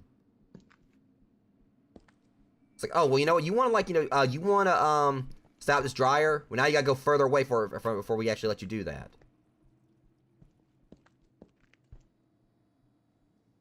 So again, like, everything's on a much more linear path, but still, like, the fact it made this area look a lot more labyrinthian or whatever. Yeah. And then one door to basically, you know, gets me out of there, someone else open it for me. Like, you get the key to open a door, it's like, nah, he's gonna do it for you. Screw you, game.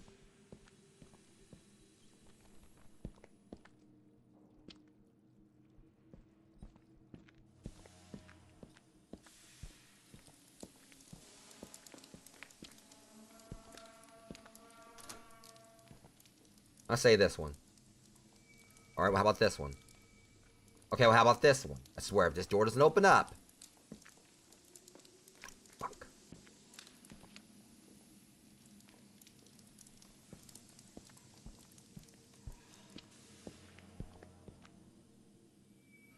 No, duh, it's jammed. It's got stuff in front of it.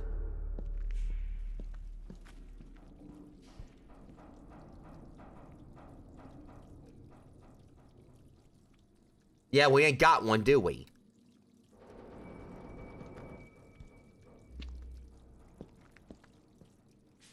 I mean, this guy is, like, you know, is a genius to point out the obvious. But God forbid, like, you know, you need him to understand how to just, like, kick the crap out of a door and break it down.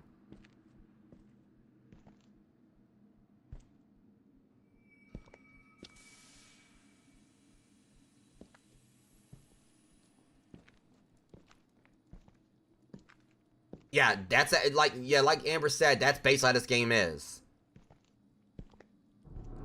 Like, I've yet to actually even come close to filling this up with any key items. Like, up here with the dynamic items, like, you know, pills and, you know, lighters, I've struggled with that a lot more than this. Finally, something I can use this key on.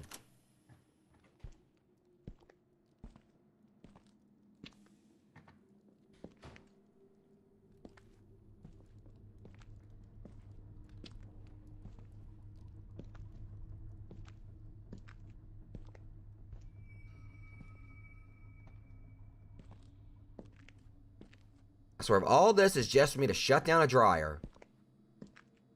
Okay, this hallway is way too cramped.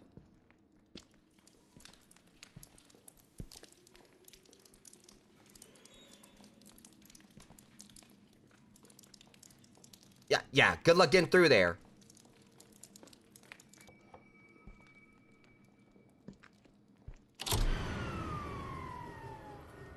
Yeah, the dryer. All that to power off a dryer.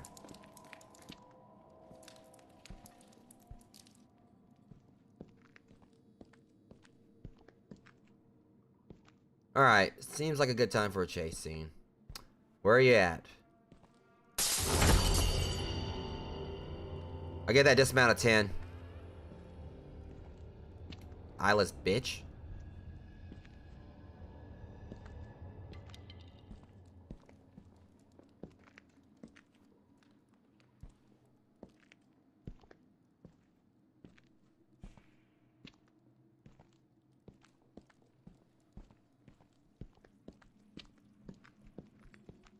Okay, let's see. Alright, we came through here. We saw that door when we... Or so that means we went down that hall. There it is. Yeah, it slightly caught me, but it wasn't really enough like to really qualify a scare. It slightly got me, but... Okay, so are you trying to tell me this dingus ain't gonna climb back through here? You know, the one thing we definitely...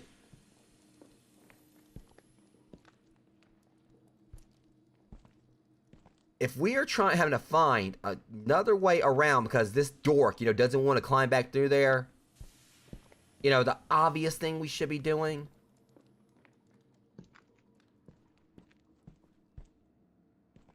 This dork always has to be so freaking difficult.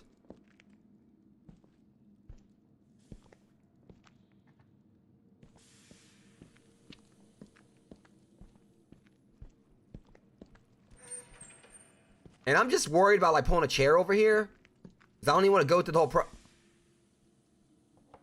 Better not be telling me this is what we gotta do. This dingus, like, you know, actually needs this drag over here just to step up there.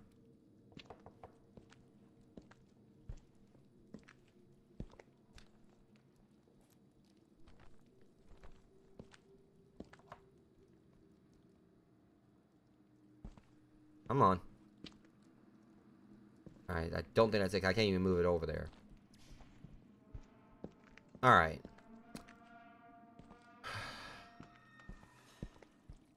This guy frustrates me. I mean, seriously. It's the fact that, you know, there's like the most simple, unconvoluted solutions to this or whatever, but he wants to, you know, be difficult. I swear, if I take this chair all the way over here just for him to actually, you know, even consider climbing this.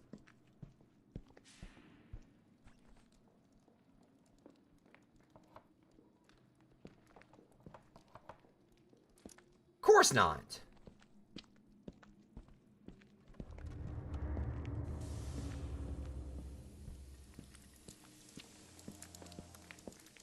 Alright, we... Obviously that door was locked before. Do not even start with me.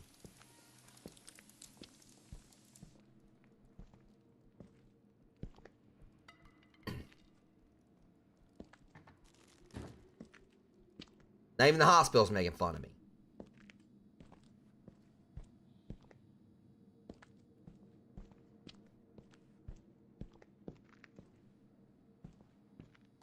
There's some... Dryer, you better give me something good.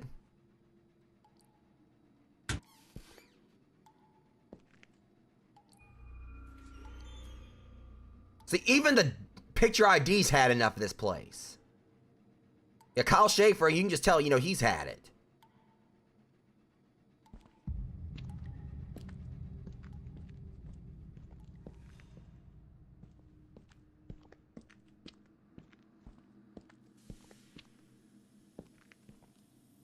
I'll go around to this door. Hold on a second. Is that door supposed to go? Yeah.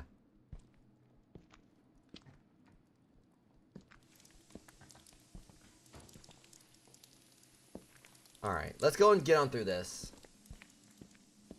Gotta find the key card. This is going way too smoothly. Something's about to happen.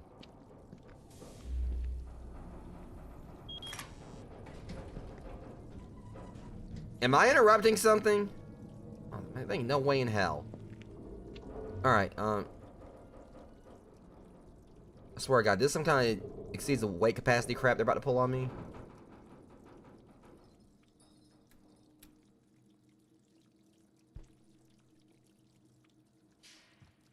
Oh my God, get off! Well, that's dickish! You've gotta be kidding me! No!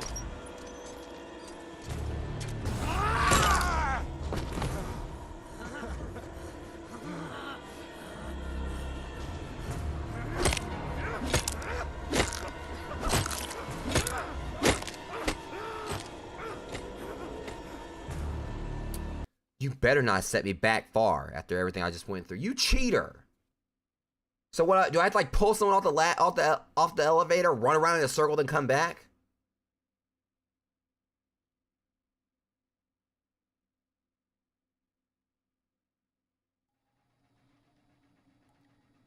Okay, at least that wasn't that bad of a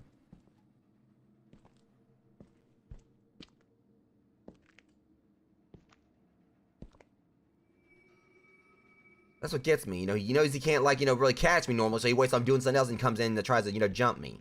Which he didn't try, he succeeded, but... I swear, Rakan.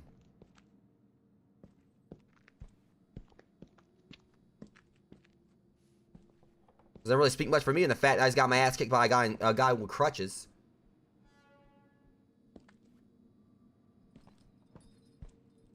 Alright, but I'm on to him. I know how to do this.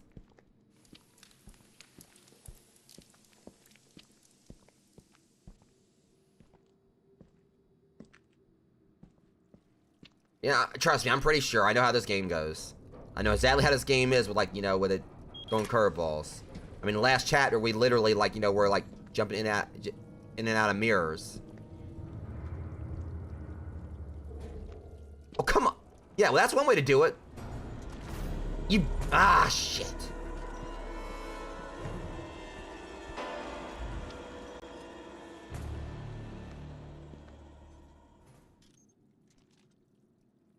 It could not have been that easy to lose him.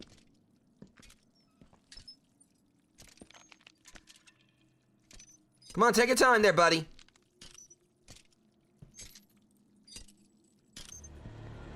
I can get you a wheelchair. Ah, shit. Okay, yeah, he started moving faster.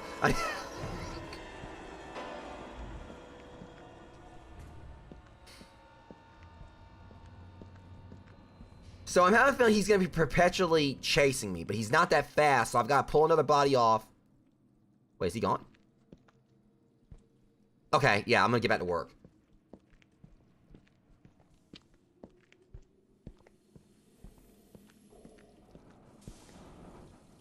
Okay. Alright, don't take this personal. Places to go. Maybe if I'm lucky, they actually can trip him up if he tries to come after me. Come on, Stan! Get off the Stan, come on. Just trying to falcon knee me.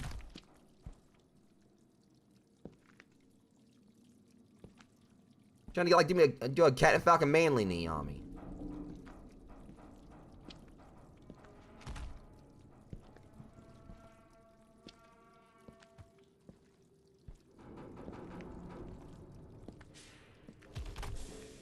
Alright, good enough. You cannot tell me that... What kind of elevator doesn't accompany two people?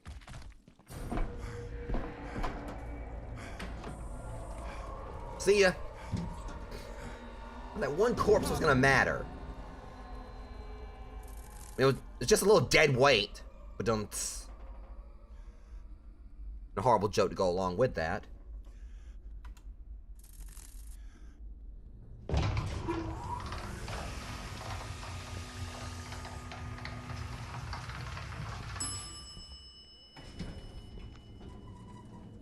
Yeah, the elevator y'all wanted. Wait, this is the second floor, not the third. Okay, look, I just did y'all a favor. I brought the elevator to you. Now go and get the hell on off my floor. Okay,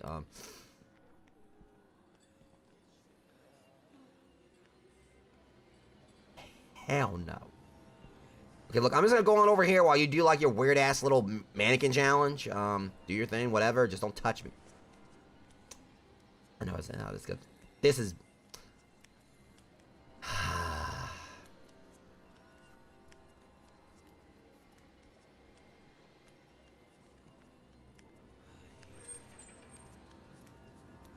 Well.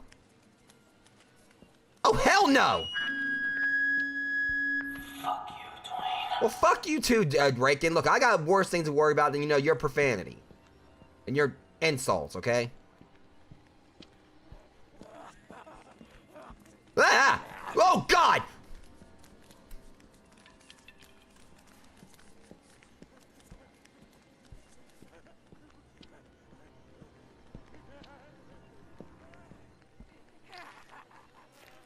Let me in!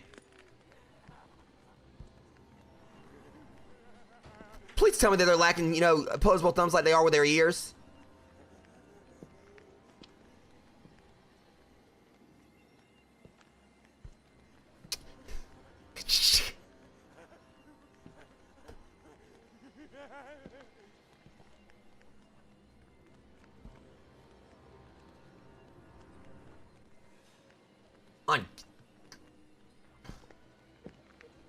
I probably picked a very bad place to be because I can't see them.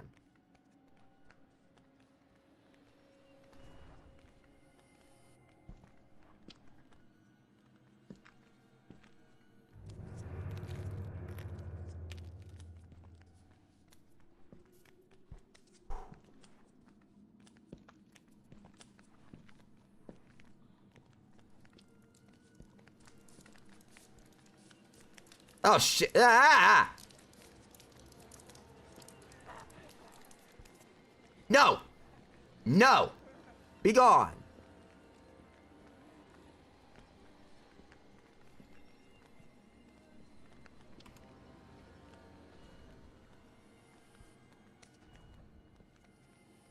I don't like this. I really don't.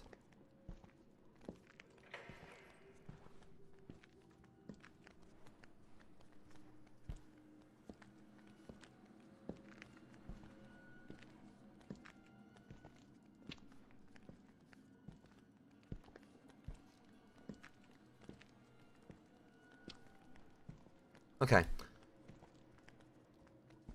Mark your...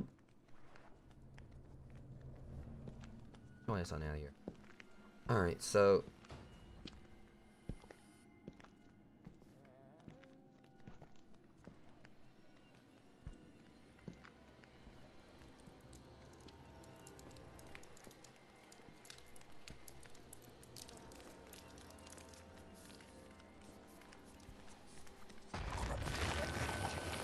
What's frustrating, they don't have eyes, and I'm crouching, how are they seeing me?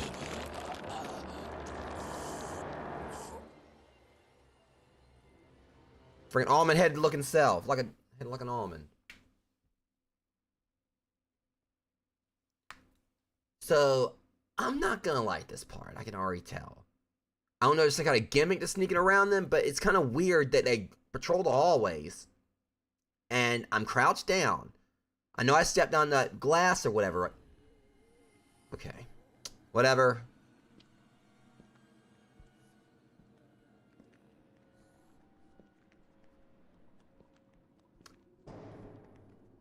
Yeah, it's just I'm the one that feels like a pinball right here.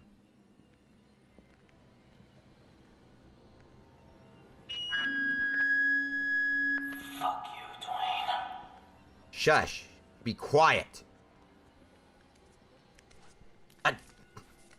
Man, that's not fair.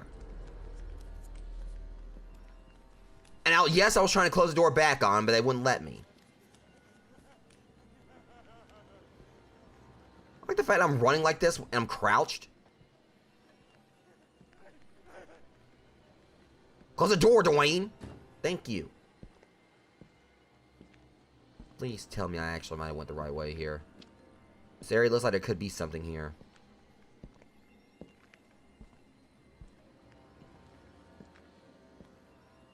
Like, I'm wondering if it could be I might not even actually be able to escape them. I just gotta, like, just maneuver around them.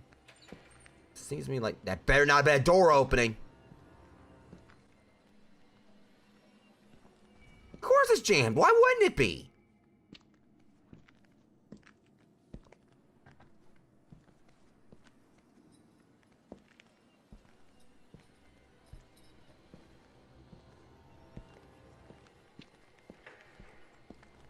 Crap. Whoa, God. Oh, just Andy. How the hell did I get out of that situation? Oh, fuck. What the f- Wait, hold on. What's going on here?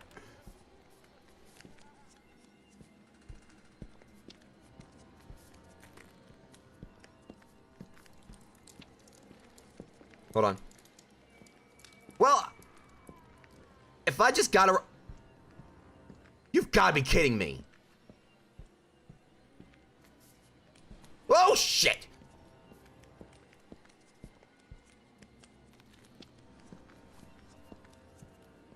If I just casually, accidentally run to the objective, juking around these things, son of a bitch.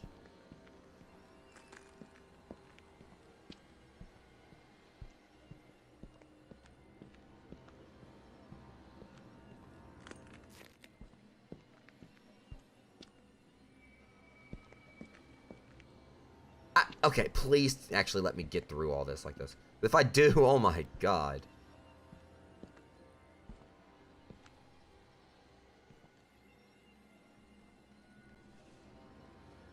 Oh, I wish you would. I hear your ass.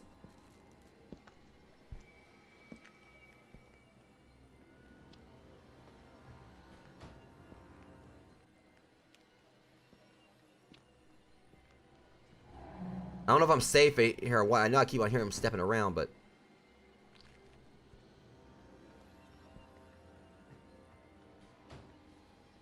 Yeah, I'll get back to that. I'll get back to that in just a minute. Crap, so they can still get me in here. Yeah, because I know there was like the exit signs where I'm just trying to, Thing is...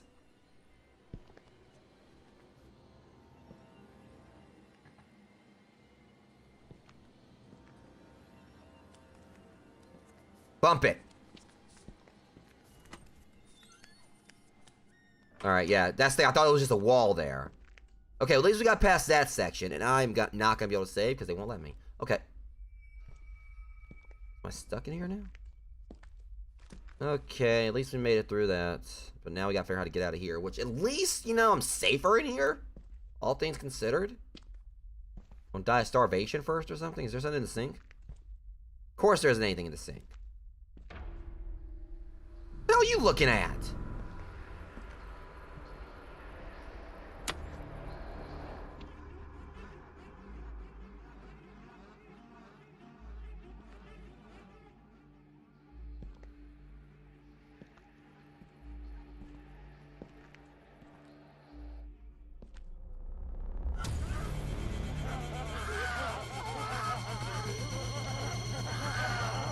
Well, no wonder he's pissed.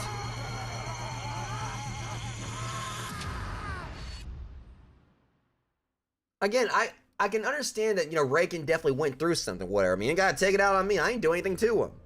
He said F me, I mean, because I'm playing as Dwayne. I don't know if Dwayne had some kind of, was responsible for doing something to him or what, but...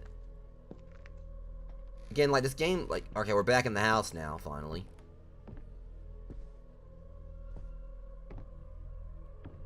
Alright, so I gotta, like, deal with more of these eye puzzles.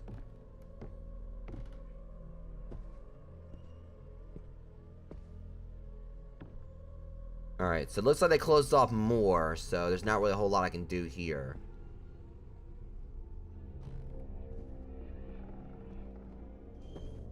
It's like it's forcing me to go a certain way, which again I'm fine with, because I kind of like, once in here was like, wasn't as open. Hey!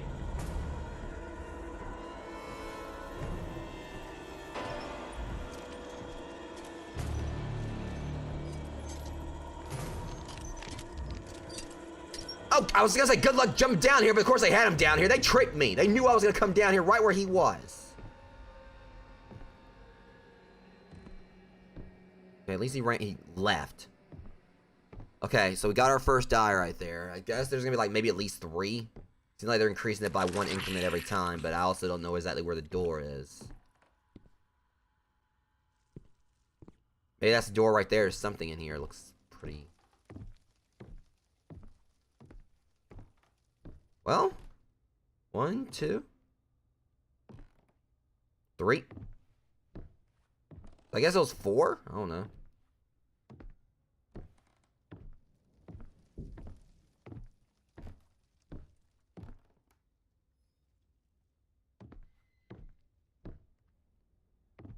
Okay, that's a lot of eyes. So I don't know like how many there are.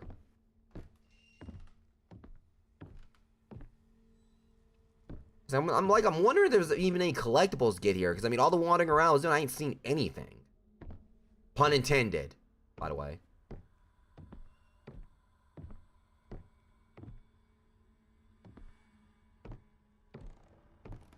The thing is, like, the good news is, like, there not being as many areas to go to right here now. It means, like, or it is more linear. The bad news is, I mean, it also means that it might be less places for me to get away from, Rakan, if he shows up. But still, it's like I have like a, as long as I just don't get trapped in a corner or whatever, I can get away from him. I think he's not fast.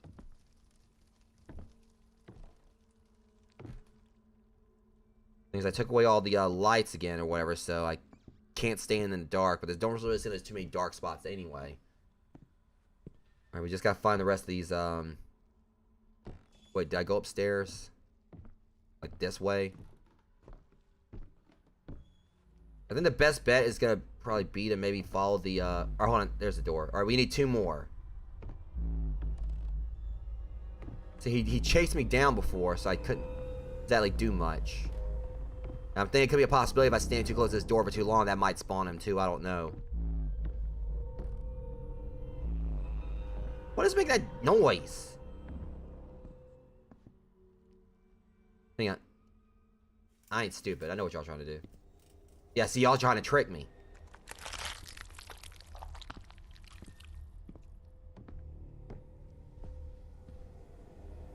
And now he's got to find one more. So I'm trying to follow the tendrils.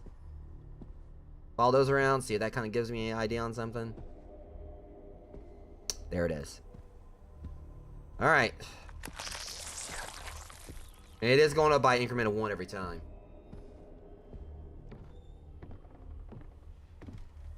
Alright, so that one wasn't as bad as trying to get to the previous one.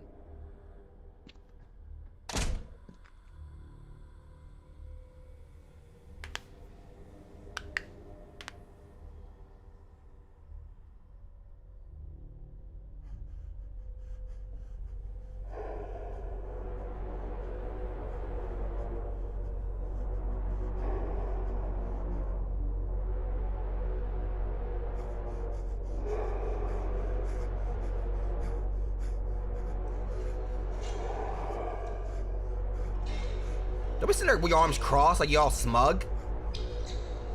You don't have anything to be proud of looking like that. I'm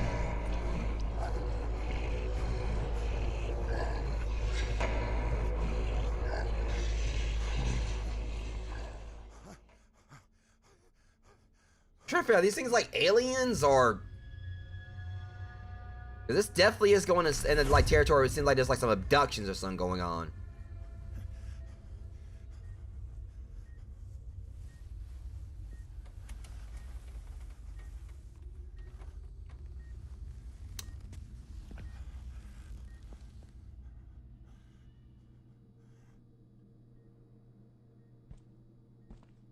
Notice how, like, this is getting a lot more detailed every time.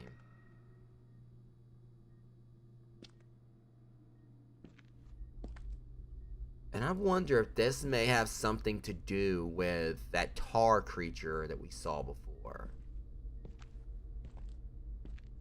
I'm speculating, I know, but it's kind of odd that we got attacked by that at one time at the house in between missions by something like it was covered in some kind of gunk, and here it is. We got, like, you know, all this stuff all over the place. Could that have been Rakan that attacked us, or are they trying to say something's going on with Dwayne here? That's really interesting. Again, like, the way this game is, like, it definitely does, like, you know, leave, like, you know... Matter of fact, there's that jackass right there. That's the one that attacked me. That's that same thing that attacked me back at the house, so... Oh, crap.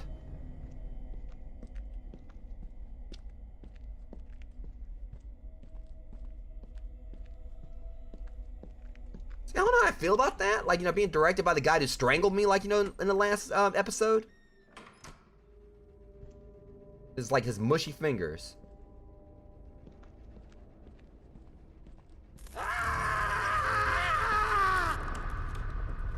Oh, boy.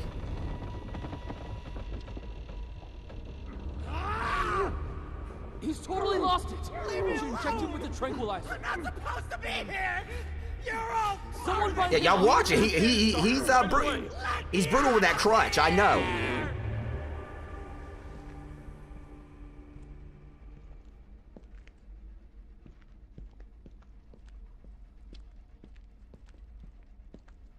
So one of two things is going on here. Either he actually is genuinely seeing something, or he's hallucinating that the doctors are these faceless people. I don't know. I mean, whatever the case, I mean, I know I made like a lot of jokes about, you know, picking at him, chasing me and everything, but I do feel bad for the guy.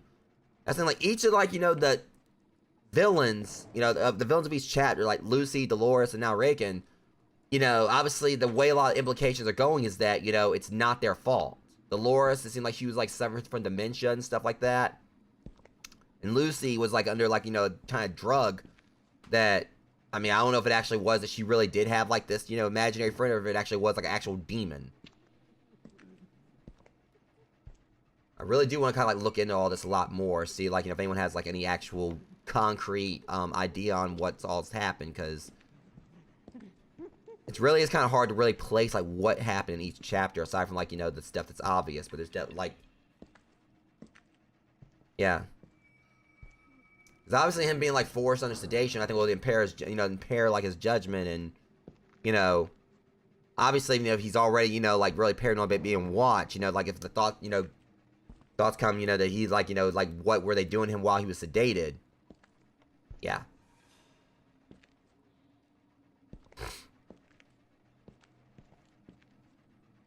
But that's the thing, it just makes me think back to, like, you know, earlier, you know, when he pulled something out from his bookshelf and he stomped on it.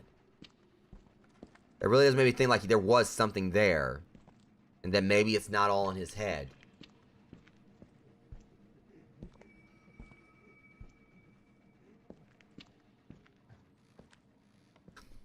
Still definitely feeling the effects from, like, you know, these past 5 days, you know, of doing, like, the on a trail and everything. So that's where I'm yawning and everything, guys. Like, I had me an energy drink at the start of the stream. So if I actually, like, I'm a little tired, I mean, yeah. Like I said, working like 5 days in a row at the haunted trail, even though I did, you know, have plenty of food, you know, and rest in between, you know, staying at the owner's house. You know, it was definitely, like, still, like, really, but, you know, everything I was doing was very hectic. The thing, like, you know, on, one of the nights, I think we had probably about 500 people came through. I want to say I think it was like 500, but I mean, it was a lot.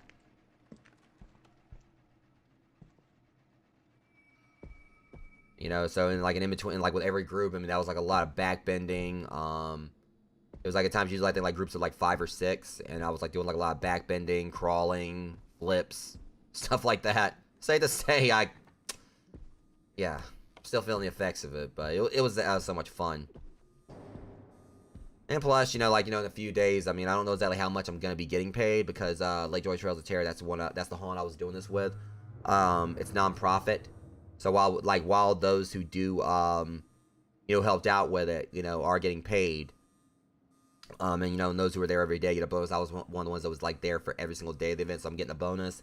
I'm not going to be getting as much as I normally would have been getting, because I told, like, the owner gave, like, the option for us to donate, cuts of our pay to, the child that's being sponsored. Every year they do this for, like for a child who's sick. And so there's this, it's a teenage girl named Gabby. She's got leukemia, and she's been in the hospital. She hasn't really been doing too good, and I told, the owners, just donate half of my pay, to, her medical expenses. I was thinking, I didn't really, whatever I get paid, I'm gonna be happy with. I didn't really, go in doing this, for the money. I was doing it for the cause, and because, I do love doing haunt acting. Now, obviously, getting paid, to scare people, I mean, that's a pretty awesome gig. And just seeing people coming in, like, saying, hey, oh, I remember you from last year. And, like, actually, hear them say, it's good to see you and stuff like that. That was, like, really, awesome, having people, actually remember me. So, yeah, that's something I'm, like, I know, did I turn on the power here? Okay, still no power. I know I pushed a button. It was, like, this ain't, like, number 5. But, yeah, but it definitely can be exhausting work. Especially, like, everything I was doing. I mean, again, I was doing flips. I was, like, doing back bends, walking on my hands. Alright, cells control panel. N-N-E-L. Alright, so we're looking for cell 5.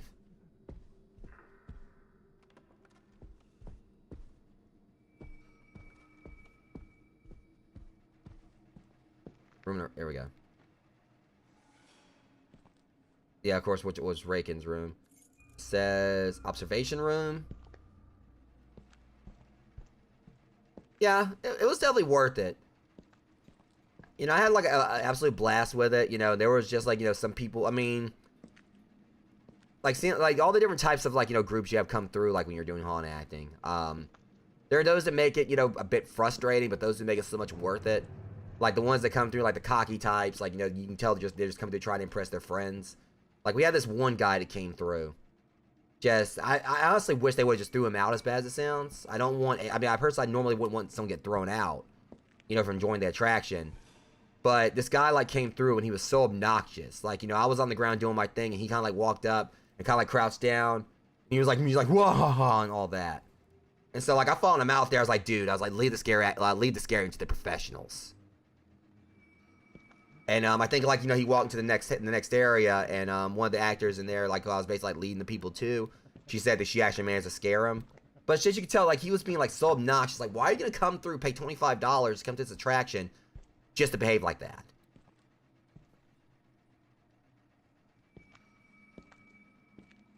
But yeah, you have, like, the types that come through at, like, they're, basically taking all the fun out of it. Basically in the sense of, like, oh, well, I'm not scared. Like, okay, well, don't be giving it away for everyone else who's here and everything. Like, because it was pretty much like he was giving my position away.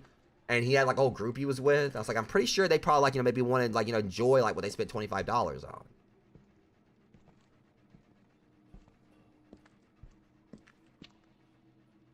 Let's see, it was an observation room. We gotta find that. But, those types. And then the ones that, don't think it's gonna be this. Yeah, we just came through there. And, the ones that were my favorites, like the ones you kind of, that came through, you can tell they were like a little bit drunk, but you can tell they still enjoyed it.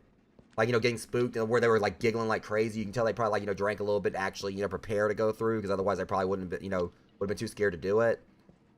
And I had like ones that came through that, they weren't really scared, but you can tell they still enjoyed it. Like, they were coming through, he's like, all right, that was cool. And, and I had, those that were coming through saying they liked my mask and, my outfit and everything. So, obviously, one thing I'll tell people, like, you're going to do scare acting is that you're not going to be able to spook everyone, of course.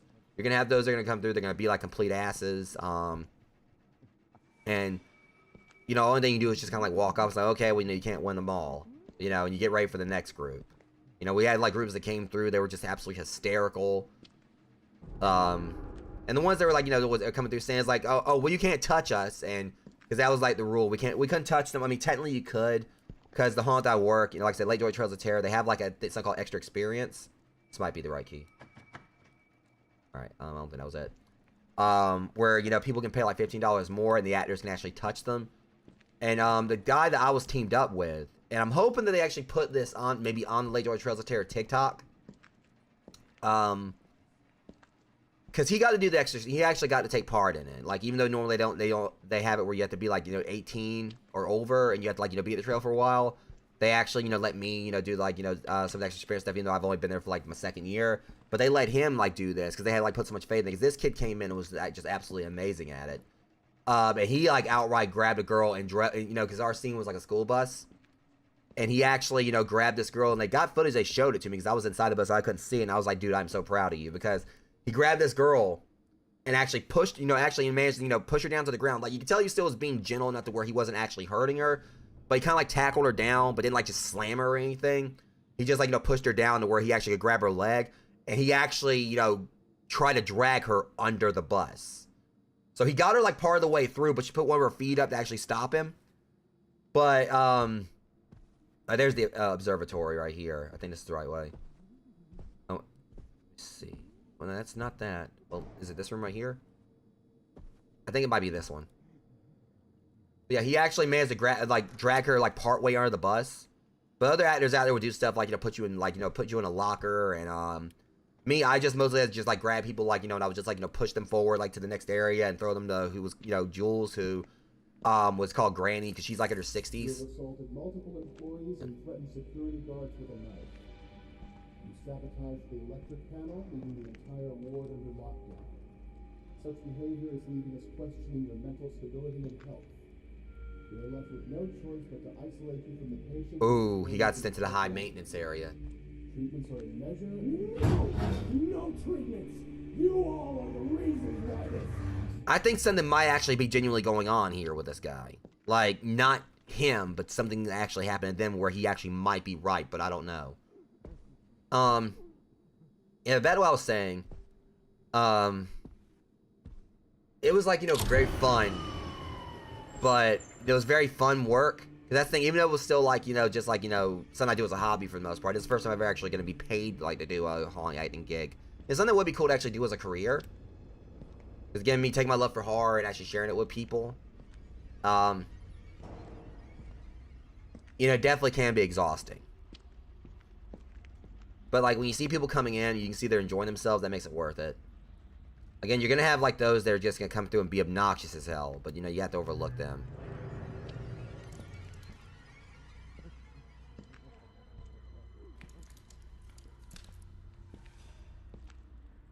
Let's see, alright, there's a... Where's my flashlight? They gave me a Why is the flashlight not working? My flashlight's not working.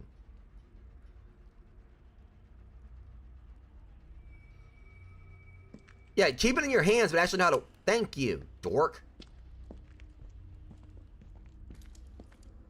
Alright, if you put your hands in there without any gloves...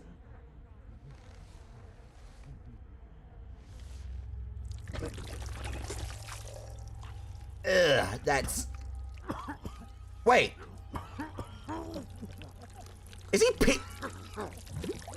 I was trying to figure out, was he actually looking down in there? I was like, no, he is not getting himself a swirly right here. Alright, let's go flashlight. Handle the electric box. I think I know where this goes.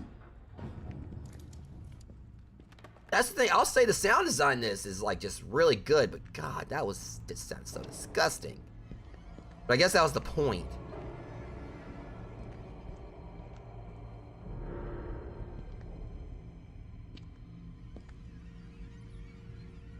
I feel like there was like maybe a reason for them to like maybe come in here. I wonder if this is Rakan's room.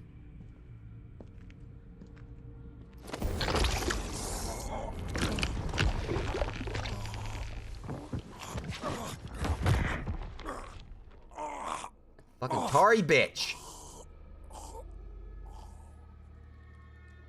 I think that was supposed to happen, so that's what it was. They faked me out. The fudge? Oh, I thought like those like trees for some reason for a second there.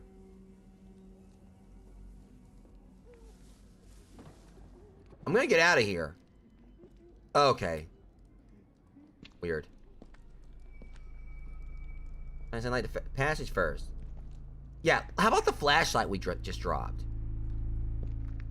Again, they want you have to be on a specific pixel just to pick up that flashlight.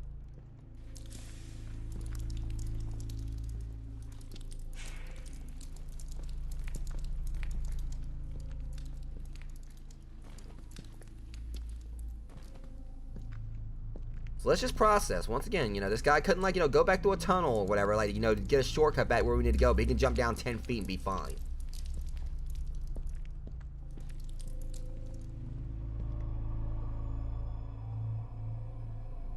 You can stay your asses on the other side of that fence, because the first one he comes through is getting roundhouse kicked. Oh God, there. Yeah, okay. I'm getting the hell on out of here.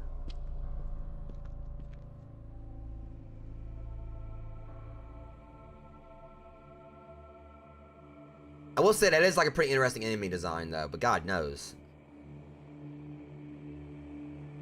Let's go through the TV. Or something.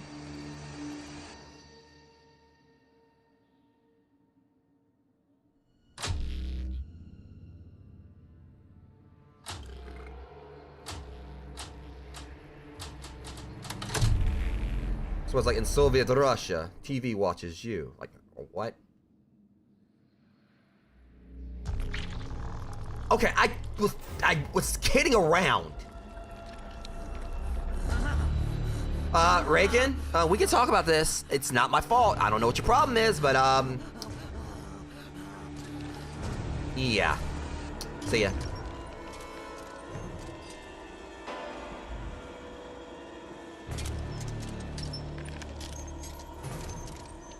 Wait a minute. What? Ah, shit, you cheater!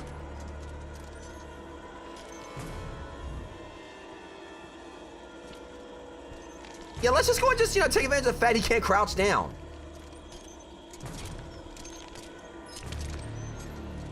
Rakan, I'm trying to help you, man. Back off. I think I get what I'm supposed to do. It has something to do with these TVs these things are holding. Or not, you know? That... Rakan, I gotta use the bathroom, man. Yeah, you stand on that. You tell that mean mattress. What are we looking for? What are we looking for? I said the good thing is, like, you know, he's not that fast, but I still, you know, don't want to get caught by him. Wait, hold on, there's a fuse... Right, the fuse box. Okay, where's it at?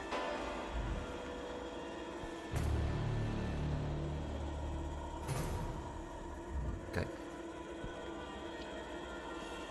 He's stuck. If he's stuck, that actually works. Rakan, it looks like he actually glitched. I ain't gonna look a give horse in the mouth.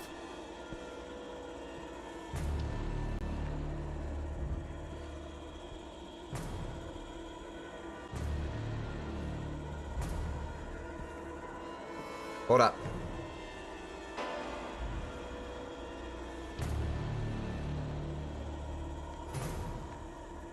So you gotta go and stab that eye, or... Hold up, let's test this. We gotta stab something. Problem is, if he's glitched now... Wait a minute.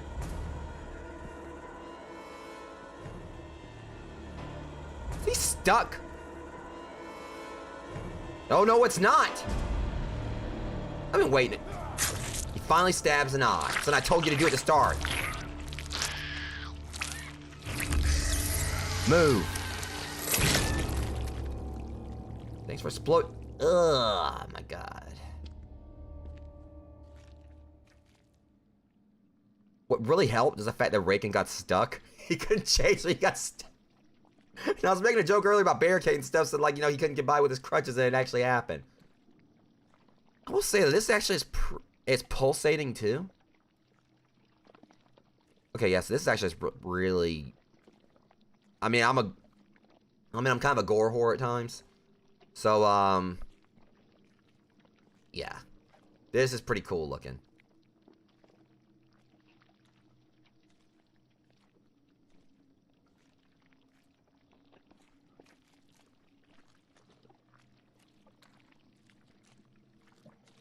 Yeah, I mean, at least we know we're gonna see this through. Ba-dum-ts.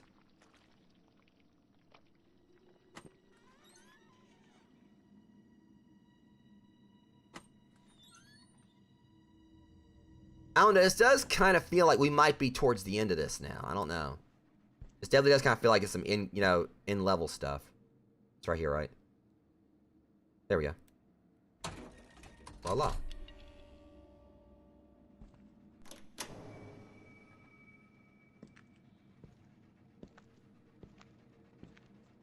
Alright, let's follow, like, the nasty-ass footprint. Hold on, we're back here again. You think it might have something to do with Rakan's room? Like, we gotta go back in there or something? I don't know. Last time I went there, I got drugged. So,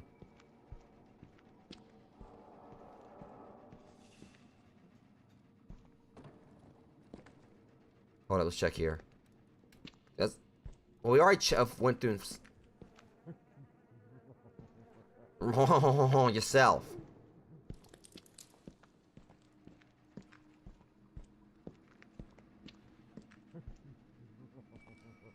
Yeah, I'm gonna go in there and just smack you.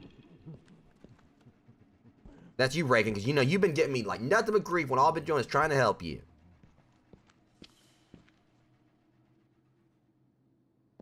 Alright,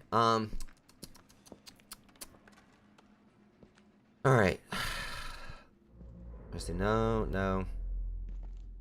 Wait, hold on. Slow down for a second there. My character, you know, Dwayne just...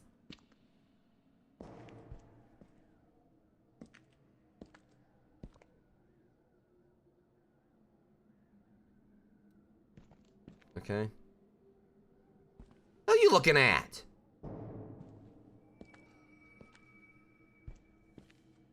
Okay, I didn't actually notice before the people were in there. And I was trying to open up every one of these doors. That wouldn't have been nice. That wouldn't have been a good experience.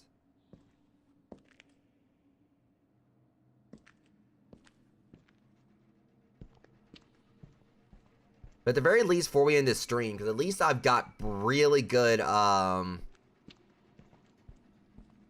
got a lot of confidence that I will be able to finish this up during the stream. I'm definitely going to, because I mean, we're like, under the 3-hour mark. It did take us about, I think close to 4 hours to complete the Dolores chapter, but I heard this is actually shorter than the other chapters, and it's definitely felt like it.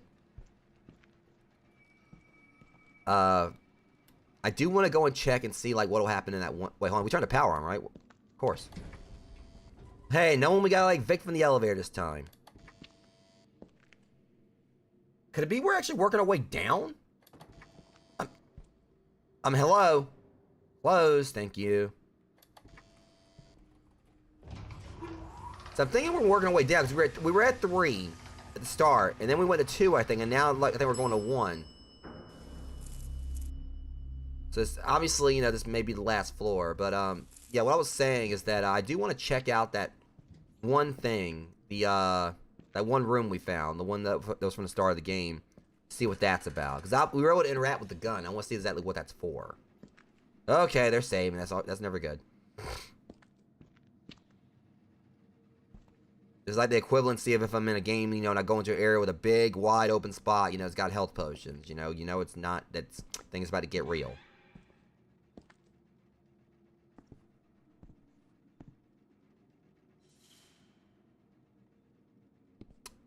Where are you at, Rakan?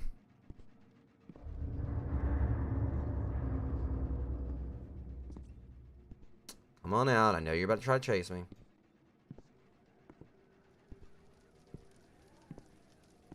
Just waiting for it. Just waiting for it.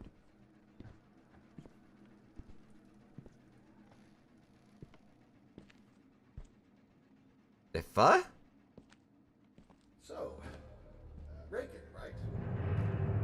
I'm here with good news. Based on your behavior and recovery in the past few months, you'll be ready to leave and go home. Sounds good, right? There are just a few technicalities that need to be taken care of, but this will just take a couple days.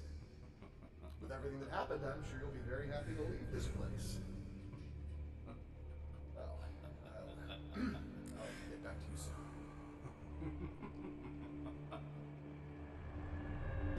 Oh boy. Rakan, what did you do? He's jammed.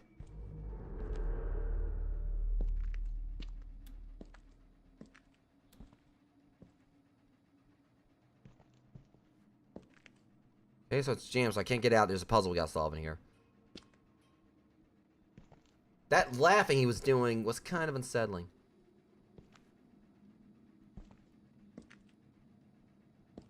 There's something behind this dresser. Or this cabinet, I mean.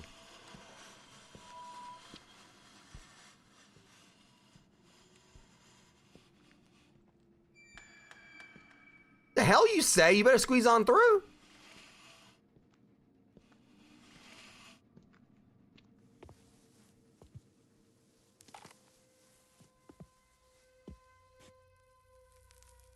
Or you can put that in your pocket and carry that with you, Dwayne.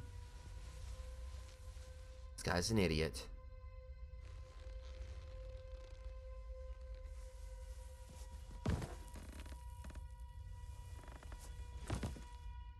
But yeah, I just had to move that just a little bit more to the left or whatever. Just for him to decide, oh, there's enough space. Are we back in the house now? Or maybe they were just saying, like, don't... Screw you too. I knew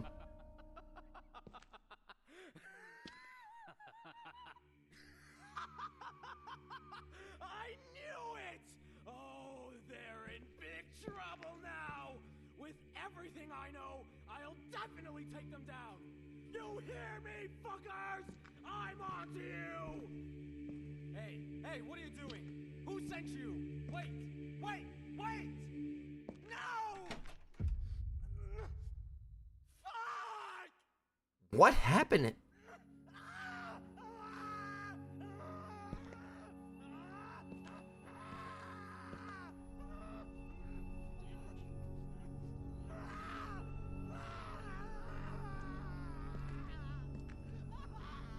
What happened to him?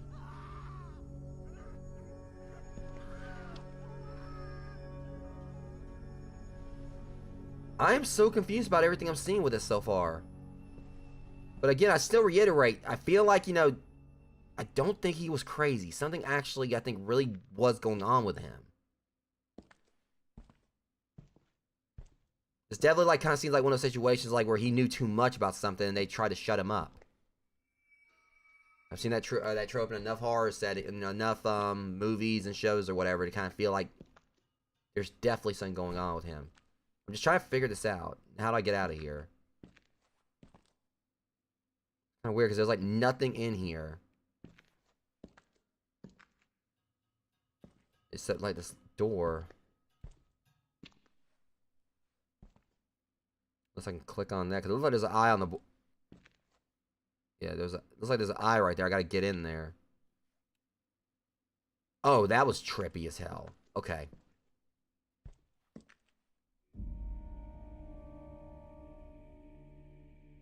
Yeah, trust me, I know that. There's been times in my life where I knew that someone basically was either found a progress item. Oh, that was it. I think that was the end of the chapter, guys. Yep, and there's a tape. We just finished Rakan's chapter. People said that was actually. I've read like on a lot of forums. People said that was like the hard, like very hard. However, that really wasn't that bad. I mean, it's a little tedious at times, but I mean, it really wasn't that hard. It was really short compared to the other two. I liked it. That was actually, you know, pretty fun. I think like I've read online, someone said the stealth sections weren't that good or were really difficult, but I really have that. I think it was mostly just because that one time I think I just got really lucky and just brute forced my way through that stealth section, just like running around like the enemies. Prison. So we got into the tape. So we finished that a lot quicker than I thought it was going to. But yeah, like I was saying, there's been times in my life where I knew like someone was like screwing me over or whatever, doing me wrong, and people were saying, oh, well, you're just paranoid, you know, not everyone's out to get you. But that's the thing, you know. Obviously, if someone like, you know, feels like, you know, really does like, you know, feel like they have cause, like, you know, that someone is doing them wrong, you know, it's not always in their head.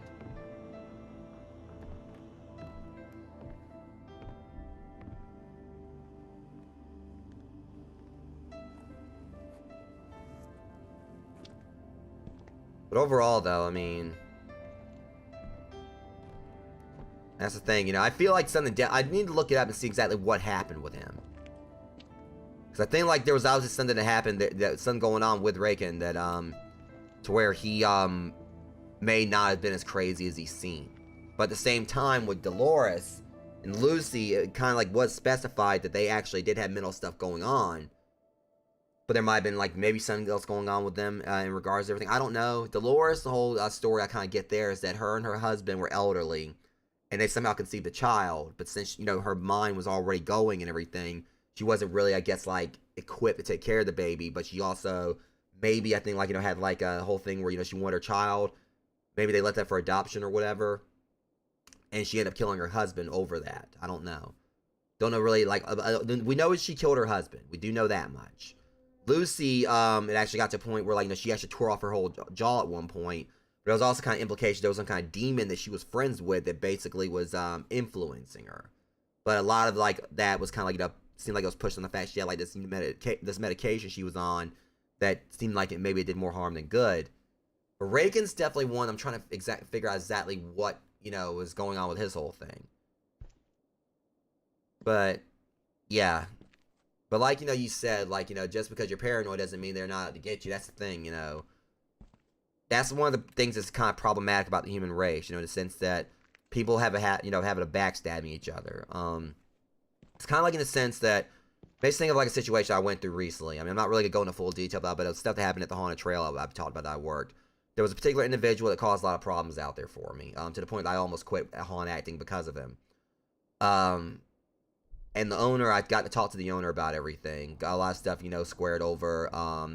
With me realizing, like, just how many people out there at the trail were on my side. You know, they heard the rumors this person spread around and everything.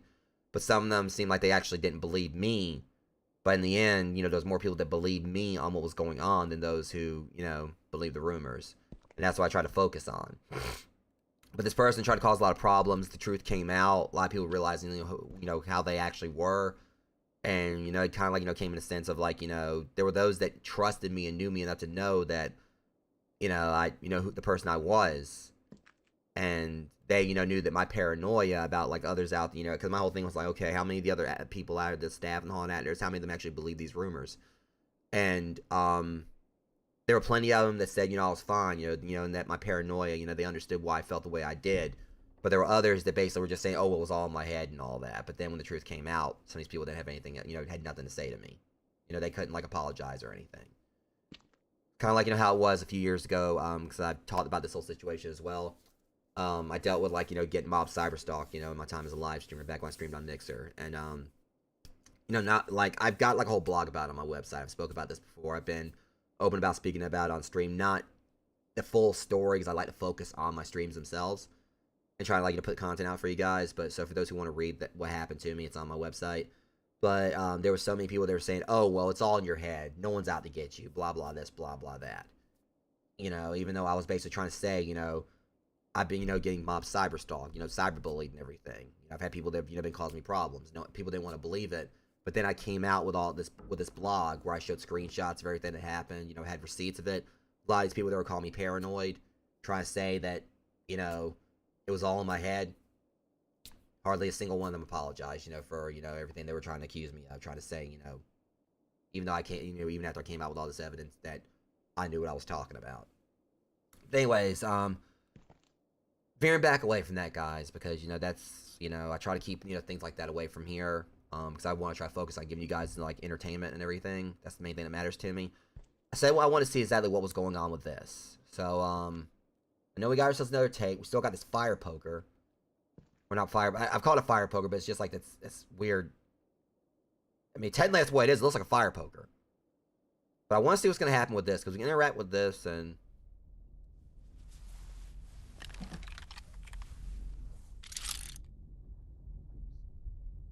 Do what?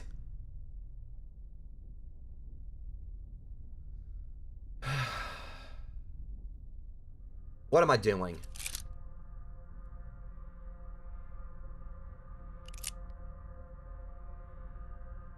Am I about to get a bad ending? Probably should have saved before I did this.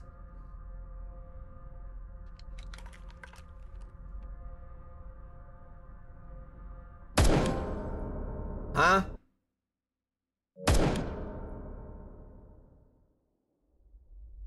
Whoa, what is this?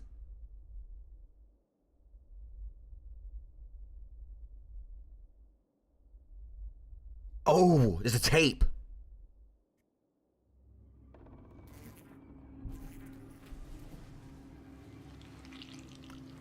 That might show me the locations of the remaining tapes I need. I think that's what that was. So I wonder if it could be like, you know, if every time I do this, it'll show like a different location. Okay, where was that? Actually, it was right here. Wasn't it? I remember, there it is. Alright, so... Affliction. So that's what that's for. Apparently every time we do that, it's going to show like another location for a tape. So we got 2 more now. And I want to find these because I do know that this is tied to like the other ending or whatever we're going to get. Like the other chapter or whatever it is. So we need to find these. So before we actually call it on the stream, I'm going to try to find the rest of them. Which, it looks like there may be just one more. There's 2 more. Okay, so 1, 2, 3, 4, 5. There's going to be 7 tapes. So I get this now. This basically would have been like, you know, for us to like, you know, find locations of the rest of the tapes or whatever. So now we're probably just like, we're just going to need to use the gun 2 more times. And I guess the next stream for this tomorrow, well, tonight, today, whatever, and will be us like going in and doing this. All right, just gotta figure out exactly where the it was downstairs. Okay, yeah, that's right. It was downstairs. That's where I first found when I broke through with the sledgehammer. Okay.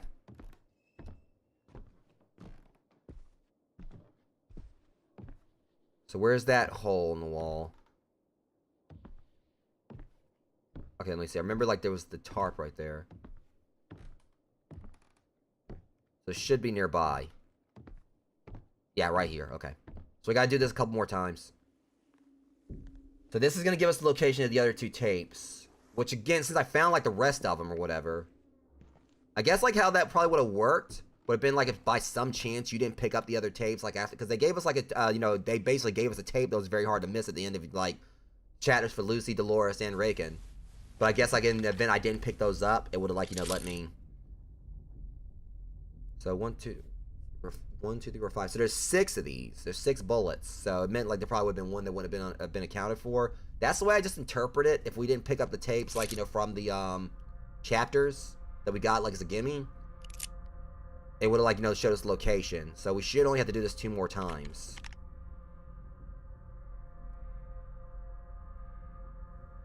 Alright, so we're gonna get the next location here, because it pretty much is just like, you know, it's like, kind of like, I guess, in a way, like the Haunted Mirror from Phasmophobia, and that it shows you the location of the ghost. Okay, let's see, like, where this one is. This is, if I'm right about this, should show another location.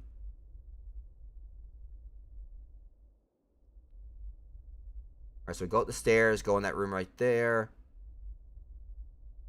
Somewhere in there. It's on the, okay. Now, I don't even know it's gonna be it may be a possibility that we have to do this to actually get the tapes to spawn. Because I know I've walked in there, I don't think I think I've looked at that chair a few times and I didn't actually ever notice the tape on it. Like the one we got previously, I mean, that's kind of understandable, you know. That was like in that cabinet, and I walked in there multiple times, never even opened the cabinet, so. Okay, let's go and get this next one. So we gotta go upstairs to that one bedroom. I might do this like 2 more times again, like another time after this next one. If I get this, I might actually do it another time after, just to make sure. See if it shows anything else. So that way we can be doubly sure we'll have everything. So my guess is it's going to be 7 tapes. Alright, yeah, it was this room right here, and it was the chair by the desk, wasn't it? That's not right.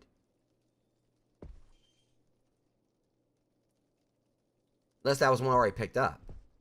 Well, let's go check the other bedroom first.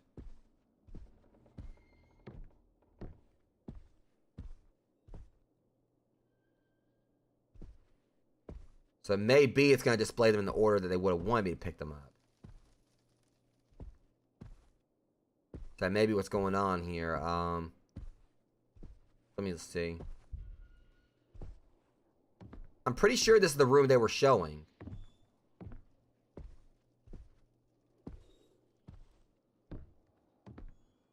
I'm hoping it was. Hey! Don't do that.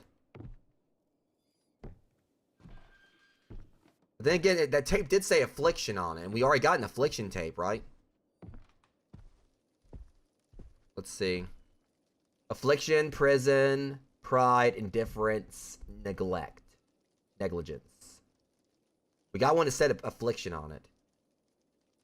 So the best thing we can do is just go ahead and, you know, keep doing this, because we might actually have to go through each bullet just for it to get to the ones.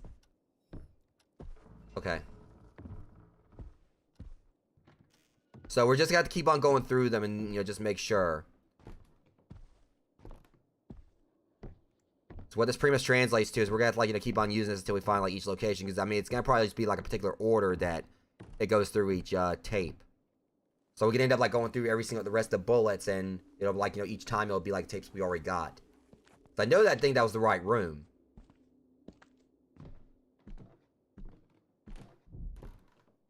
I'm just making sure we got it like all my ducks are in a row right here, so that way when I start the next stream, instead of us having to go through and do all this, we'll just have all the tapes already collected, so we just go through them.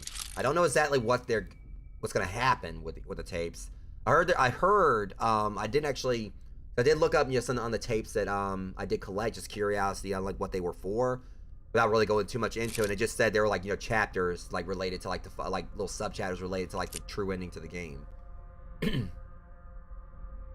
But that's all I know. I don't actually really know anything about what's on the tapes or anything like that, because I want to make sure all that was as spoiler-free as possible. But whatever the case, all signs are, of course, pointing to us finishing this whole series tomorrow. Alright, let's see where this one is. It's that again. Don't tell me it's showing the same place. See, it's right there.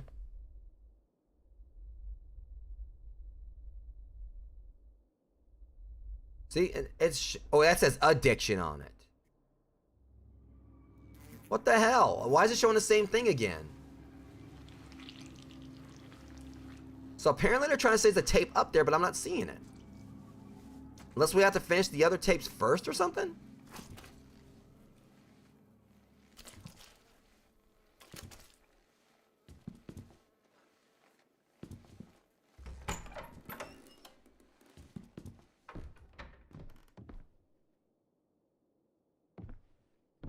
Also, I just know something else. The Omega thing in there. We never did anything with that. Okay, so I'm gonna, like, go through this with a fine-tooth comb. That actually might have said addiction instead of affliction. We don't have an addiction tape. But there you're really kind of, like, trying to hit the point home. There's a tape up there, and I don't know what's gonna happen if I actually go through all the bullets without actually, well, you know, trying to, like, find this one tape. Because it could come down to it. It may, like, you know, leave, like, the location of the last one, you know, unknown to us.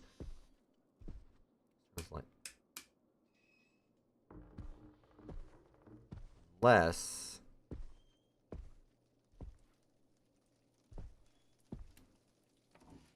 it's not there.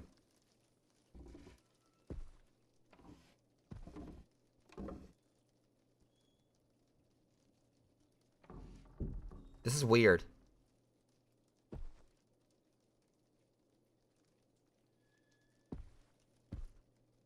And this is the room, because it had, like, the recorder, or it had, like, the tape player right there, but we're not seeing a tape here.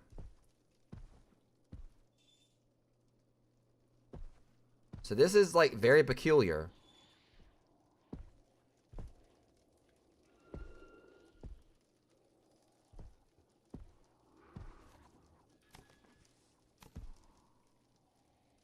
Let's make sure I turn on all the lights I can so, like, that thing doesn't jump me or anything. Like, I wish it would be like they're just, like, trying... like, they're just trying to, like, you know, do this that means kind of, like, throw me off on the actual location of the tape.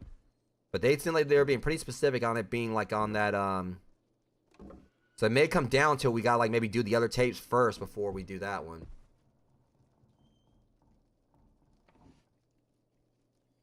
Yeah, it could come down to we gotta do the other tapes first, or maybe there's something else I've got to do.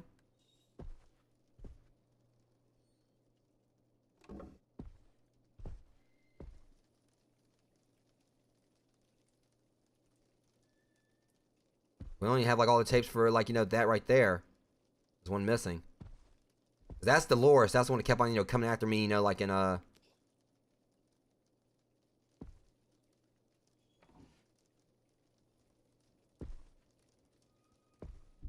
It's kind of weird there's a thing right there for a candle. Let me try something.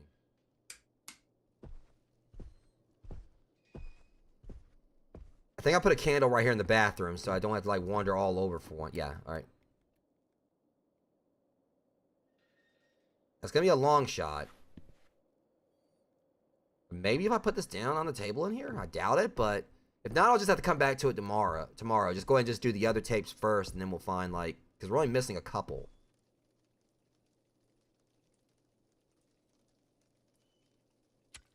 I was hoping that might actually, you know, do something, but it didn't.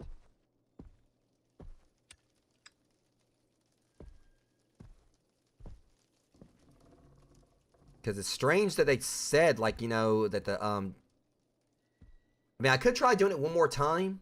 Because, I mean, we've got, like, you know, a few free shots. I hate saying it like that. But, we do have, like, a couple of, freebies in regards to, like, trying to use it to find, like, the last tape. So I'll try it one more time, see if it shows something different. The weird thing was, it was showing, like, right here. And then, like, I guess, like, what that was it leading up to that room. I'll do it one last time. Let me see how many more bullets are in the gun. Because I want to at least make sure we've got, like, enough for, like, to show us where the very last one is. And if this doesn't work, I'll go ahead and just go in and, because the main thing I thought about is that it could just be that cycling through, like, one since we found the other, so it's just, like, showing a random one there, but I doubt that's the case. Plus, if I really wanted to, I could just save right here, so that way it'll, like, you know, let us keep one of the bullets. Because as long as we've at least, you know, got, like, you know, 2 bullets in there. But then we've done this, like, what, like, about, like, probably maybe 4 times now? 3. So if I do this one more time, I'll have 2 free shots. Or I can just save. Or I can just, like, load the previous save and everything. Let's just see if it shows the same thing one more time. If it does, and if it does, I'll just stop right here and I'll load my previous save tomorrow, and then try to figure, like, basically just go through and see if maybe, just maybe, we gotta complete the other tapes first or something.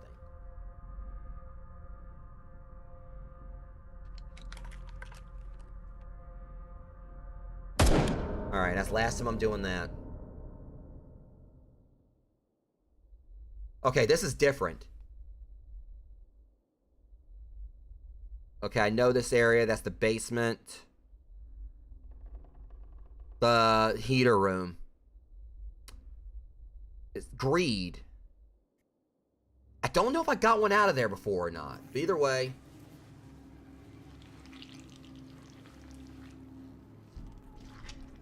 Yeah, I think I'm on the same wavelength as you, because that's basically what just happened.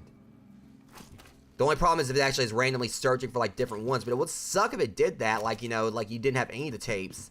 Or, like, if you had, like, you know, all the tapes except for one, it still randomly searched through them.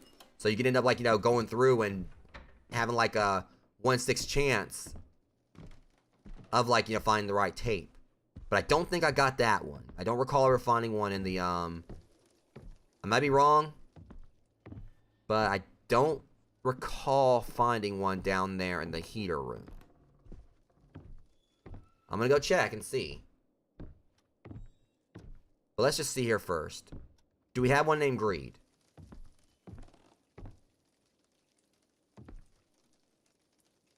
Prison, pride, indifference, negligence, affliction. Yeah, alright, the green one's down here. This is one we need. So it definitely should be there, because we do not have a tape called Greed. This explains what this stupid room was about before, because I was going through here so many times, and like with nothing in there, like not seeing anything in there. So as it turns out, this room does have a purpose.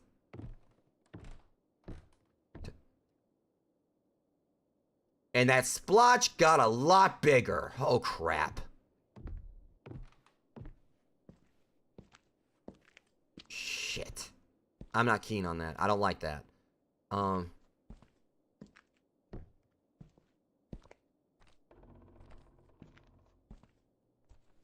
I walk right by it. Oh boy, I think that tar jerk is probably like somewhere in here. But let's keep in mind though, this guy we're playing as or whatever, Dwayne, he has like, you know, like he keeps coming out of a puddle of tar. So it's making me wonder if he actually is that tar thing. Okay, let me see. All right, yeah, it should be this way. Yeah, okay. Give you room around here. Let's just go straight. I think it was in here. Right, never mind. Alright, that one doesn't work. But, alright, and...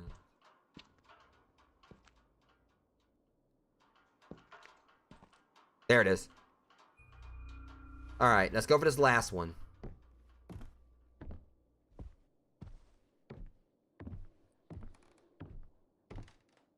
Kind of feel like I should save just in case it goes through these bullets the wrong way, because we did like miss a few bullets, or like have some that didn't really work the way they were supposed to. So we just got one more tape we gotta find now.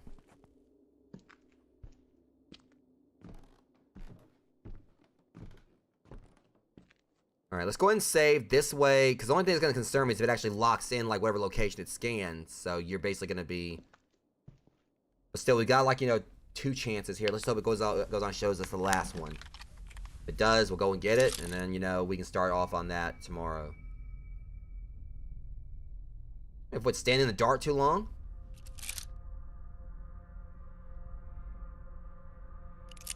It's just that the fact that, you know, this whole thing takes too long to go through. So you can't just skip, like, you know, this cutscene and just, you know...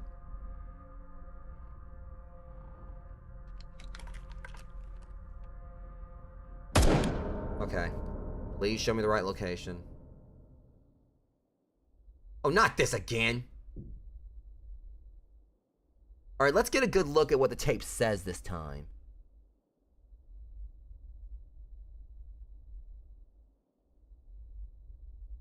It definitely looks like it says affliction or addiction. Yeah, it's hard to see if it says addiction or affliction. But definitely, like I said, addiction. I wonder if it's actually what it is that you have to find the other tapes in order first. I don't know. Or in case if it's not up there this time... Hold up. What the hell's that? That thing right there was, I wonder if what they're trying to say is that once I use this last bullet, that's going to actually be the end of it.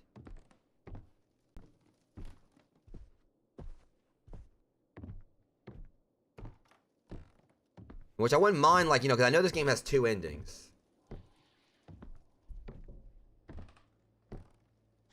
So, affliction is the one I got out of the cabinet. And that one says addiction. So, okay. It means there has to be something there. So, hopefully, maybe since we got the other one right then, maybe it actually let us get it now. See, it's not there.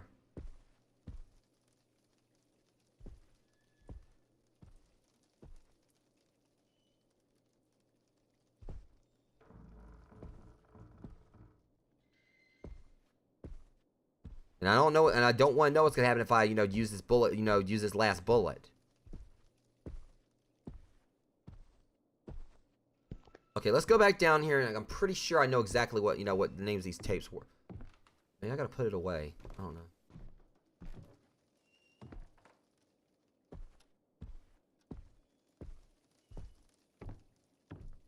So we've got affliction, prison, pride, indifference, negligence, and with this one we've got greed.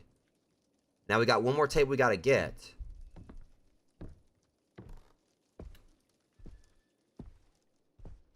This is honestly frustrating the heck. Hey, whoa! Freaking can. Hoping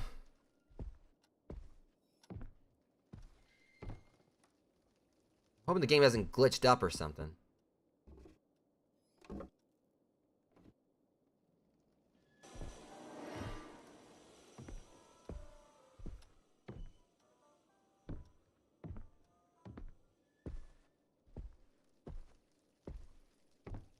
So we got everything else so far, just not addiction.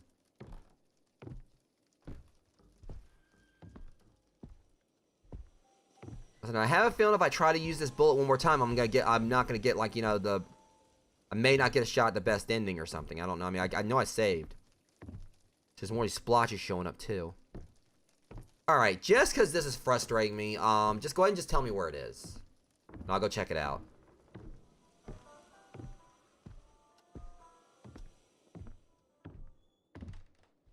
Only because, like, it seems to me like, you know, maybe something's off here and that it's showing addiction up there. And I'm thinking it actually might be a tape already collected. Like, it's showing, but I don't know. But I don't mind you going on, like, and give me, like, the actual, you know, tell me is that what it says on this one. Found the rest of the tapes, at least. Okay.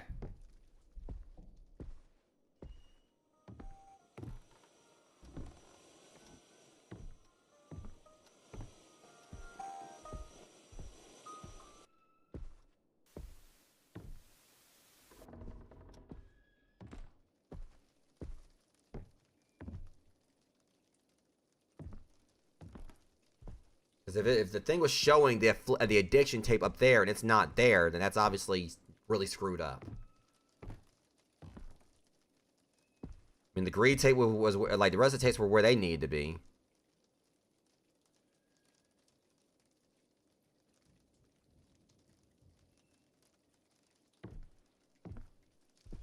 I know where that is.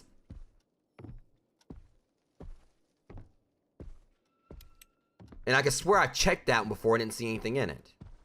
But I know where it is.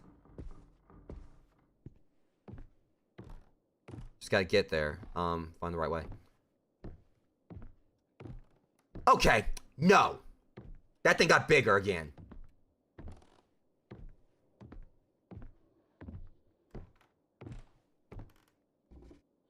What the fuck? Why is it here instead of upstairs? See?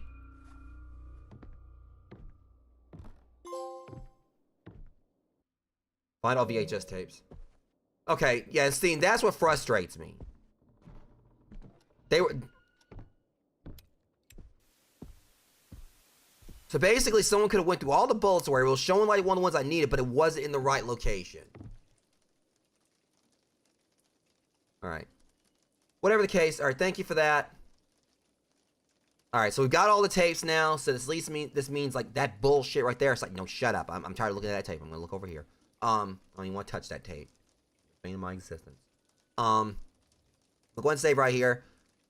Because like I said, I feel like if I actually would have, like, you know, went on and tried to use that one more time, I mean, obviously here's the issue with that. If I would have, like, you know, it showed like two places, I feel like, you know, what Mark was saying. Like, if I would have done that every time, I could have went through every single one of those bullets and would continue to show a location right there where the tape wasn't. Like, we got lucky with the greed one. I think it actually might have been a randomized thing where it actually had like obviously a 2 in 6 chance, or actually, what would it be, like 2 in 6, whatever the case. Out of, like, you know, 6 shots, it would only, you know, we basically, you know, it could have been a possibility of it, like, you know, continuing to display that one room for where it said the addiction tape was. We wouldn't ever actually got like the one where it showed greed. Thankfully, greed was where it was supposed to be. But we could have, like, you know, right there, I could have went to that last bullet, and it would continue to show us a room that tape what actually wasn't in. That's what's frustrating. I went through that whole game, obviously, you know, I found like the rest of the tapes, got, you know, the ones from like the chapters for Lucy, Dolores, and Rakan, and found the other ones around the house, like, you know, from time to time. But obviously, if I would have like, you know, just if I would have had the greed tape, I would have already found that, and then I could have went through all 6 of those bullets, and it would have been continuing to show me like something that, like a tape that was somewhere where it wasn't. So yeah. Yeah, well, what I mean is, like, you know, if we would have got, like, the last one, like a random What Remains, if it would have been that one tape left, it would have continued to show us that one room that wasn't the actual room. It would have been continued to show us the baby room or whatever. Whatever the case, we got all 7 tapes, so we're going to be playing through these tomorrow. Yeah, again, it was, like, nowhere near where it was supposed to be. You know, it was all the way downstairs instead of upstairs. So, if it wasn't for, that's the thing, it's kind of frustrating that you actually would have, if you didn't know where this tape was, unless you went around just opening every drawer, which gets me. I went to that room multiple times, and never opened that drawer. Obviously, I could if I would have. This wouldn't have been a problem. But if someone actually, was really stumped on where to find that last tape, and they didn't use a guide, they could have went through every single one of those bullets. Probably got a bad ending if that's what happens, and then not have the tape. But either way, we got all the tapes. So tomorrow or today, whatever, we're gonna be playing through these, and once this is done, that should be the conclusion of Visage. Me finally completing this game. After playing it years back on Mixer, and originally very much struggling trying to get through it, and now getting going in and actually playing it. Because it's funny, because even at the start, the devs put like a little disclaimer saying Visage is a hard game, but outside of like some parts where I struggled, I can see some people said this game was very difficult to them, and I kind of understand that, but I guess it's just because how much survival horror I play, like Resident Evil, so I'm used to some of the mechanics like this. The main thing that has really been tedious, been difficult to deal with is the inventory management. But once I kind of got to where I understand that a whole lot more. But I wouldn't really say this has actually been a very hard game. It's mainly just you have to kind of understand the mechanics, in the sense of not trying to brute force through stuff and just investigating, paying attention to details. And I can see why some people were saying that the Rakan chapter, with the hospital, with all the stealth section, was very frustrating, because I've read some people saying, I read about it having a stealth section. I can see why, because those enemies, no matter how sneaky I was being, they were zeroing in on me. But thankfully, I actually was able to, in a comical fashion, get around them and get to the next location. And I think just by some luck, I managed to pretty much run all the way to the exit area. Yeah. And that's the thing, and I appreciate it. That's when I went on and asked for it, Mark, But yeah, and that's the thing, I definitely could have, if I would have kept going. But that's the thing, that's the kind of hints I appreciate. The ones where people don't exactly just try to force it on me, but I kind of say it was alright, I definitely need help now and everything. And that's one of those times where I don't really feel too bad about it, because again, it was somewhere where it should, it wasn't somewhere it should have been. It was far away from what they were saying. It's oh, it's up here in this chair. No, it's not. It was all the way down in the basement. But nonetheless, like I said, I can see what some people said this game is, is difficult. But again, someone who's played through a lot of the Resident Evils, old school horror games, because the thing it's different than how it is with games like Outlast and Amnesia, where a lot of it is just you kind of ducking away from stuff and then run to the next location. Games that don't really have a whole lot of puzzle solving or investigating and everything. This one is kind of something I'm used to, with Resident Evil puzzles and everything. So, like I said, it was kind of it was tricky for me. But also, I remember back when I first played this, it seemed like it was a lot more difficult. I couldn't even get past the first area, which was Lucy's whole thing. But I think I also didn't really understand the whole mechanic of how you had to use sandy pills to actually keep yourself alive, and the monster could show up and kill you. But I came in with a lot more understanding of the game. Yeah, and that too. And that's kind of something else I remember. Here comes a new challenger! Thank you so much, man. But yeah, it might have been a delay. I don't know if you just followed. I know it does a delay when I get a follow here on YouTube. It does the alert. This does my light. I don't think my light right there worked either. It might not have been on. Maybe it just wasn't synced up. Because normally if I get a follow or whatever, but I know there's times the light actually went off after someone followed. So that might do that as well. But yeah, that's another thing with Resident Evil as well. The Resident Evil series, there was obviously they had a whole linear thing, where they had a lot of doors you couldn't actually go through. I appreciate you, man. I really do. Thank you. I really do I appreciate that follow. And I appreciate you coming out and hanging out tonight. It was awesome meeting you. But yeah, with Resident Evil, there were so many of the games I played where you had a jam door or stuck doors. They put more on a linear path at times, and but then you can get keys, unlock them and all that. But this one's just a lot of doors were just straight up locked. But another thing about was that the first two chapters, the Dolores chapter and the Lucy chapter, they didn't take you notice this one took place in the house, but they made it more linear. But when I was going through the Dolores and Lucy chapters, things were much more open-ended, where I was able to open a whole lot more doors. But that was frustrating for me, because all right, you got a whole lot more area to cover where there's not a solution. So you gotta do a lot more investigating. Reagan's chapter, I can see why people said that that was probably the hardest one, because of the stealth mechanics. If you went into that one firsthand, it probably would have been more difficult, because you wouldn't have had a grasp of the game's mechanics and all that, so it would have been hard to do. and I went through like that third, and it didn't really. I mean, I think like all these so far, because I don't know like what these tapes are gonna entail. I think like probably the hardest chapter for me was probably maybe the Lucy chapter. The Dolores one took a while, just because I kept on like realizing there was more mirrors I had to go through, and I wasn't doing like looking around as much. I should have been actually finding the other mirrors. The Lucy chapter though, it was that thing that kept on showing up that you had to take pictures of. They kept on stabbing me. But Dolores was actually a lot easier to deal with, even though she did jump me a few times, but she just basically just chased you and just chased you with a knife and tried to stab you. But this other thing was invisible for the most part, so you didn't actually know where it was. You had to take a picture of it, actually, it show up, and a lot of times they didn't actually stave it off right away. But this chapter, dealing with Rakan, wasn't really that bad either, because he was slow as hell. It was just more along the lines of actually understanding, the points where I was supposed to actually, lead him away, and then, like, go back and do what I needed to do, and everything. So they all have like their own like different like mechanics and everything. So I don't know what, like I said, what the VCR tapes. I don't know exactly what they're gonna be about. They're each of them supposed to be like a little, a sub chapter. But we have all of them. So that means like basically we're just gonna like see what these are about tomorrow, and we should be able to go ahead and finally finish this game. Not gonna have to take this off the list. Yeah, that fucking dryer. So I don't even, because I got like a list on my website of all the games I played so far, and I can't even remember like what number this was. But I've played over 300 games since I started live streaming. I want to say this one's probably like back around maybe like the 100s or 200s. I want to check this out real quick. I'm actually curious. Let me look up my little thing on my website, just to, like my list, just to see like what number Visage was when I first played it. I'm actually just really curious. Like, when did I play this? Like, what number was this? Alright, all games upstream, look up Visage, because so far I have done 373 games, so we're coming up on 400. Visage was number 224. So I played a crap load of other games since Visage, it's just nice knowing I'm actually getting back, like, to the point where I can finally mark this one as completed. I definitely will be, I'm pretty sure, today. My favorite game upstream so far, I'm not really sure. I've had, like, an absolute blast, like, playing Phasmophobia. But one, like, the ones that I was really, I think, like, it was one of my favorite games to actually stream for people. I definitely did love, doing the Batman Arkham series. I played through all the games before, and I went through them, streamed those. One of the ones that's definitely well up there, though, would probably be, like, the Resident Evil 4 remake. That's one that's up there.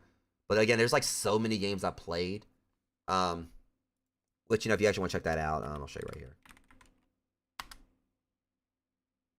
Probably gonna be a bit slight delay at my end or whatever, because it does that with YouTube. All right, there's the command. Like I said, because there it is. Because that's like basically everything I recall streaming. With like completion of it, like completion. If it's like incomplete, canceled, or if I finished it.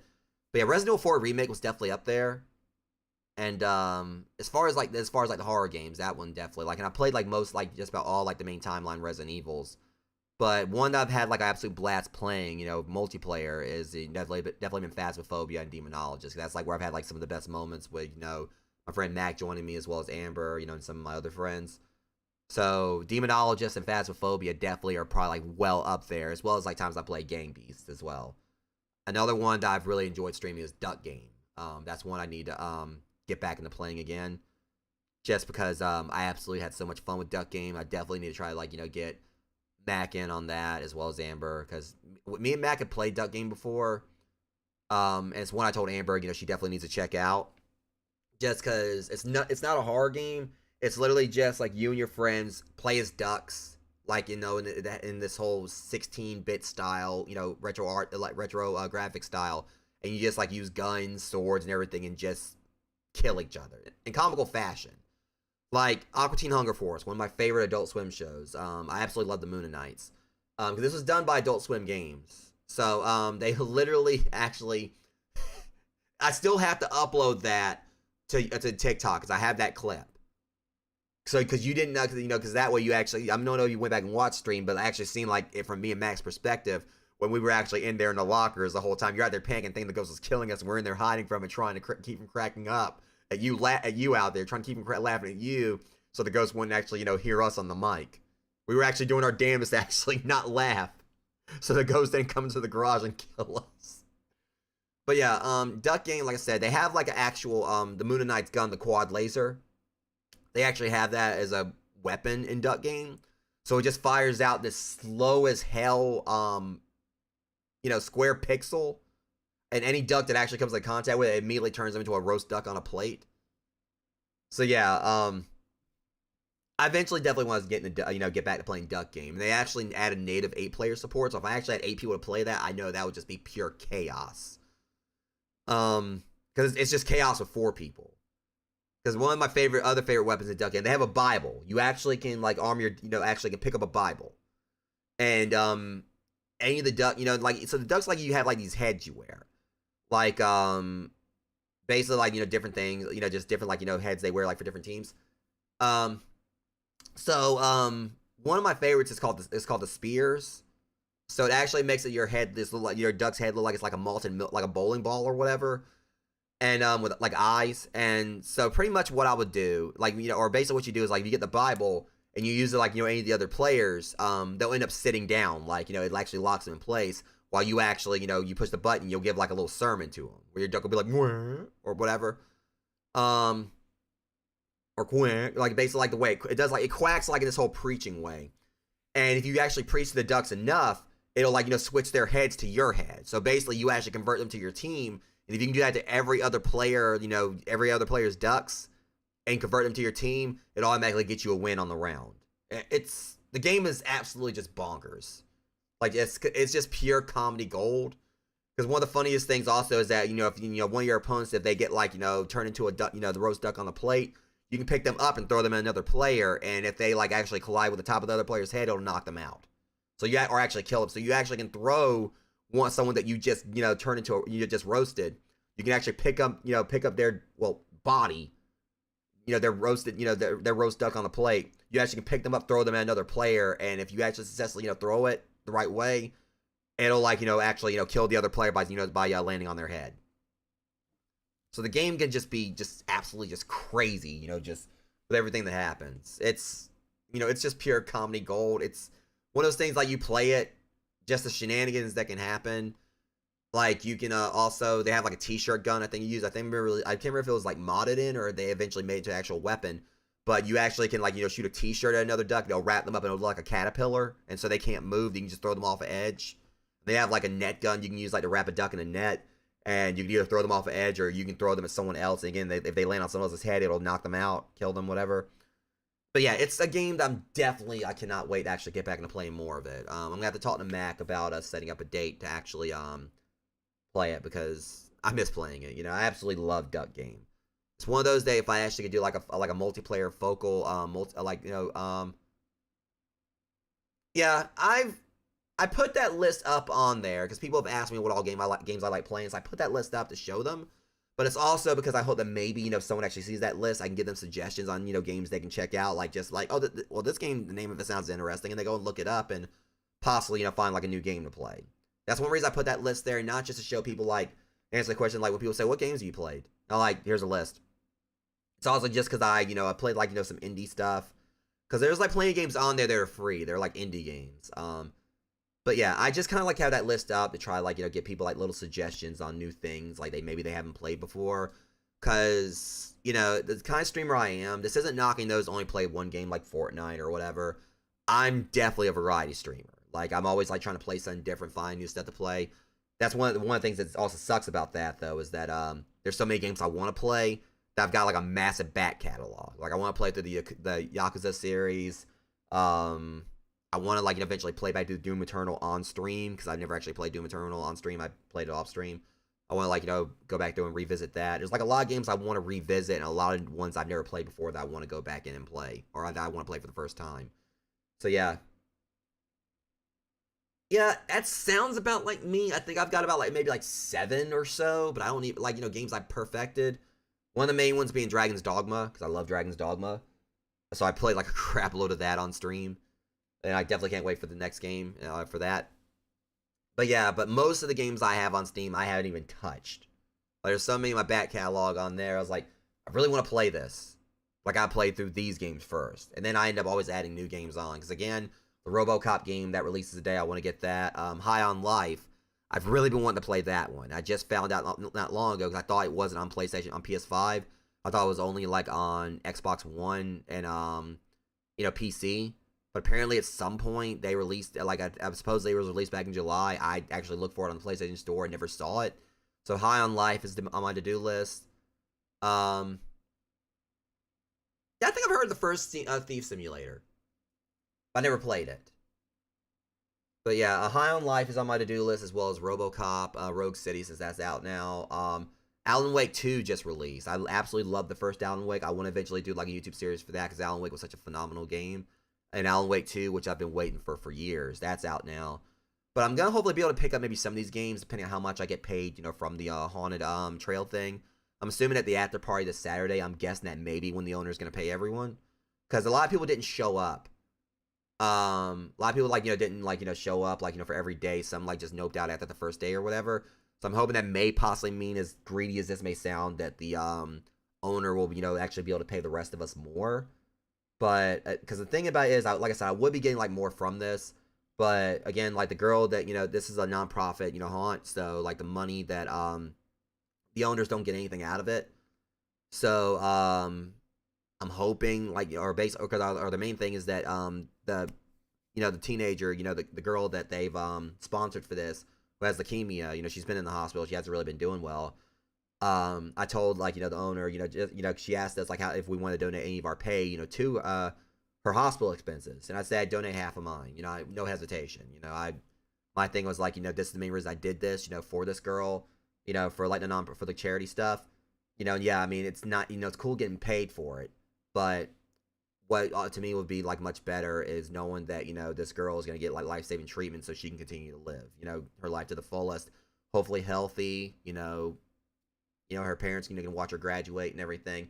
That's the main thing, I'm wanting out of this. Getting paid's cool. And I'm definitely, gonna, use that to, fund, some of my games and everything that, depend on how much I get. But even if I only got, $50 back from the event, I wouldn't be complaining, knowing that at least some of my money is gonna be going, to, helping this girl out, even if it's not gonna be much. Because technically, half of, 50 would have been, me getting paid 100. What the hell? Huh? Well, that was random.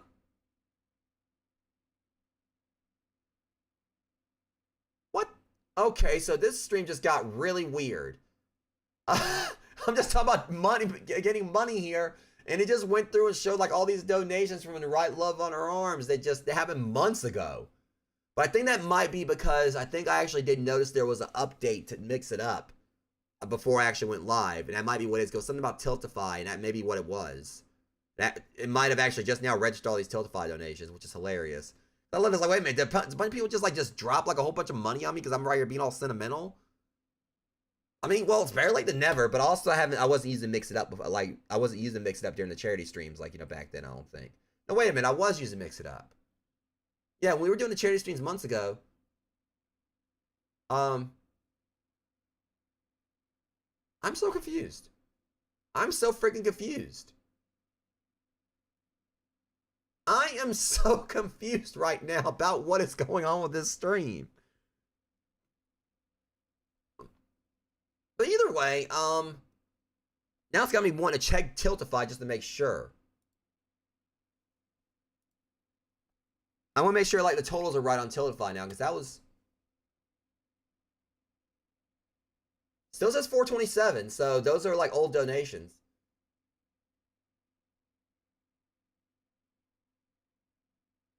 That's strange as all hexadecimal, but whatever the case. Nonetheless, Rogues, hopefully this won't happen again, because I know there was a lot more donations than that came through, because we're at 400 and something. So I might be playing next stream, and suddenly I know we're gonna get more random donations from Tiltify. But I think, like I said, it's because of a thing that it may just, because like I said, because I haven't been using Mix It Up, so maybe it's just catching up. Yeah, Hexadecimal was probably actually my favorite character from Reboot. And I tell anyone, if you haven't ever watched even if you've never watched Reboot, watch the musical episode they did, because that was absolute just beautiful comedy gold on that. I remember I watched first time I watched the musical as a kid, I that was it was just such an amazing way they did a whole recap.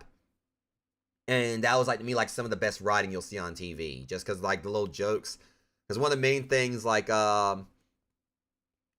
I think of like when they were like what it was like the part when they were saying like they was telling how Bob got thrown into the pit, and it was like Bob was hosed and all he could say was no. And I was like, no, that ain't what y'all were trying to imply. Y'all were trying to imply he said shit. Yeah, she was, but I absolutely love Texas Death. I mean, obviously Megabyte is the main, the really big bad, the one that everyone like, obviously I will admit like Megabyte is the definitely like probably like the most dangerous foe on there, but Hexadecimal is always gonna be my favorite. But yeah, that one part in the musical when like when he was thrown to the pit, and Bob was hosing all that he could say was no. I was like, no, he was gonna say shit. That's what y'all were trying to imply or whatever. Like it's one of those jokes you look back at later, that you probably missed as a kid, and then you do look back at it later on. Like an example, the whole with Dexter's Lab, Dad's trophy, that whole thing, or of course like the whole thing with like the girl that came in, like basically the substitute is Dexter's sister is Dee Dee, and then she was saying it was gonna be $50 extra or whatever. Yeah. It was like, oh, and another one of the ones, Powerpuff Girls. I think when the one where like the girls made like that made that other the other girls a friend. And I can't remember exactly how the dialogue went, but the I think like it was it was said that the girls were an accident, and then like the girl bust down and said, "It's okay, Professor, I was an accident too." And I was like a kid at the time. So I didn't really catch that, but then like looking back later, I was like, oh shit. But yeah, and then of course like Johnny Bravo, of course this one wasn't really an intended one. It was just like a phrase everyone started saying later. But Mr. Sensitive, literally when he gave the girl the D, like the letter D. Yeah, I like looking back at like old shows I watched as a kid. It's just like, looking up all this humor that I actually missed before, like this adult style humor. There was one that I remember that I think like I remember as a kid that didn't go over my head even though I was a child at the time, but I can't remember which one it was. But yeah, to me that's like some of the best humor. Like you can tell, like it's like the writers, they knew what they were doing. Well, yeah, freaking Kermit. But nonetheless, guys, I had an absolute blast with this tonight. Thankfully, we didn't really have as much trouble getting through this one as the Dolores chapter. And it's actually, to me, came across probably like the easiest one. It's just a lot of it, of course, is us trying to figure out what to do. That dryer was obviously a pain in the ass. But that's how it's been with each chapter so far. We've had these spots where I got stuck. With this one, obviously, me getting the chapter going. But then, like, over time, it was kind of like just not really brute forcing our way through, but at least kind of figure out what to do next. So anyways, next stream for this will be later today. I'm gonna try my best not be as late as I was before. Because a lot of that was because, like I said, I'm still been recovering from the haunted trail thing. So a lot of today was I went out of town this morning or yesterday morning. Since it's like 2 a.m. now. I went out of town and then I came back and took a nap, and then I woke up around 8, went to the grocery store real quick, and then came back and got live a little while after that. But tomorrow I definitely should be able to go live with this a lot sooner. The other thing I'm hoping for is that Saturday, like I said, it's supposed to be the after party for the trail. Cause like I said, I'm still trying to kind of get myself I think once I actually get one more nap in and get another good night's sleep, and I should be recovered well enough to where I won't be feeling as sluggish. But Saturday I'm gonna be going to the after party at the trail, because that's where they're gonna be announcing like the winners for like the top 3 awards for the scariest / favorite scenes at the haunt. I don't know if I'm actually, me and my friend Shiloh, I don't know if we're actually going to win or anything, win anything, but we'll see. Yeah, but either way, I'm hoping I can actually get in and try to do a stream for the Forest this time, because I've been missing out on doing that on my Saturday streams. I said a while back after we finished Grounded that I was going to start doing the Forest on Saturdays. I've yet to get around to doing that. A lot of that was because I was having to go out to the trail, stay the night during Saturdays throughout October. So I wasn't actually home to really play the Forest, or either I was too tired. So I definitely want to try to see if I can finally get back to that, get on that on Saturday. And Sunday will be me actually trying to get into properly doing my retro game nights. It won't be anything horror based, because this is going to be the last horror game I'm going to play for now. Because like I said, I basically want to try to go through and do a whole month of horror games. I was originally wanting to finish this on Halloween, but couldn't get around to doing it.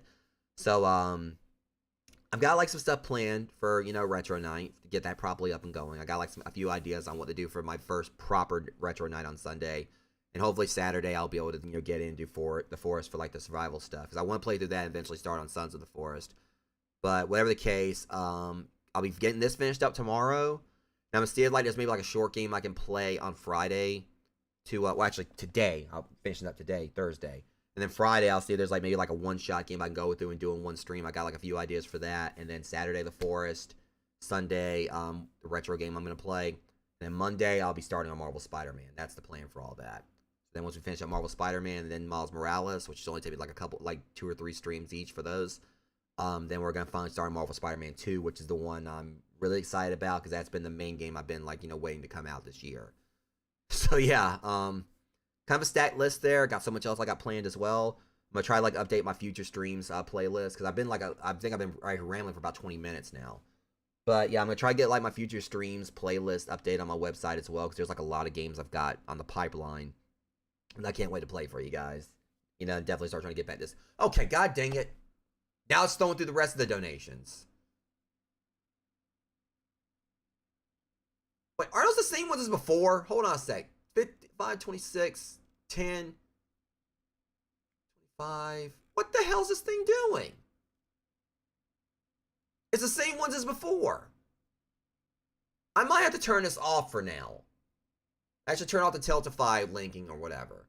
I swear it's showing the same as that. Yeah, the same set of donations. Yeah, I'm gonna have to go in and figure that out. That's one hell of a bug.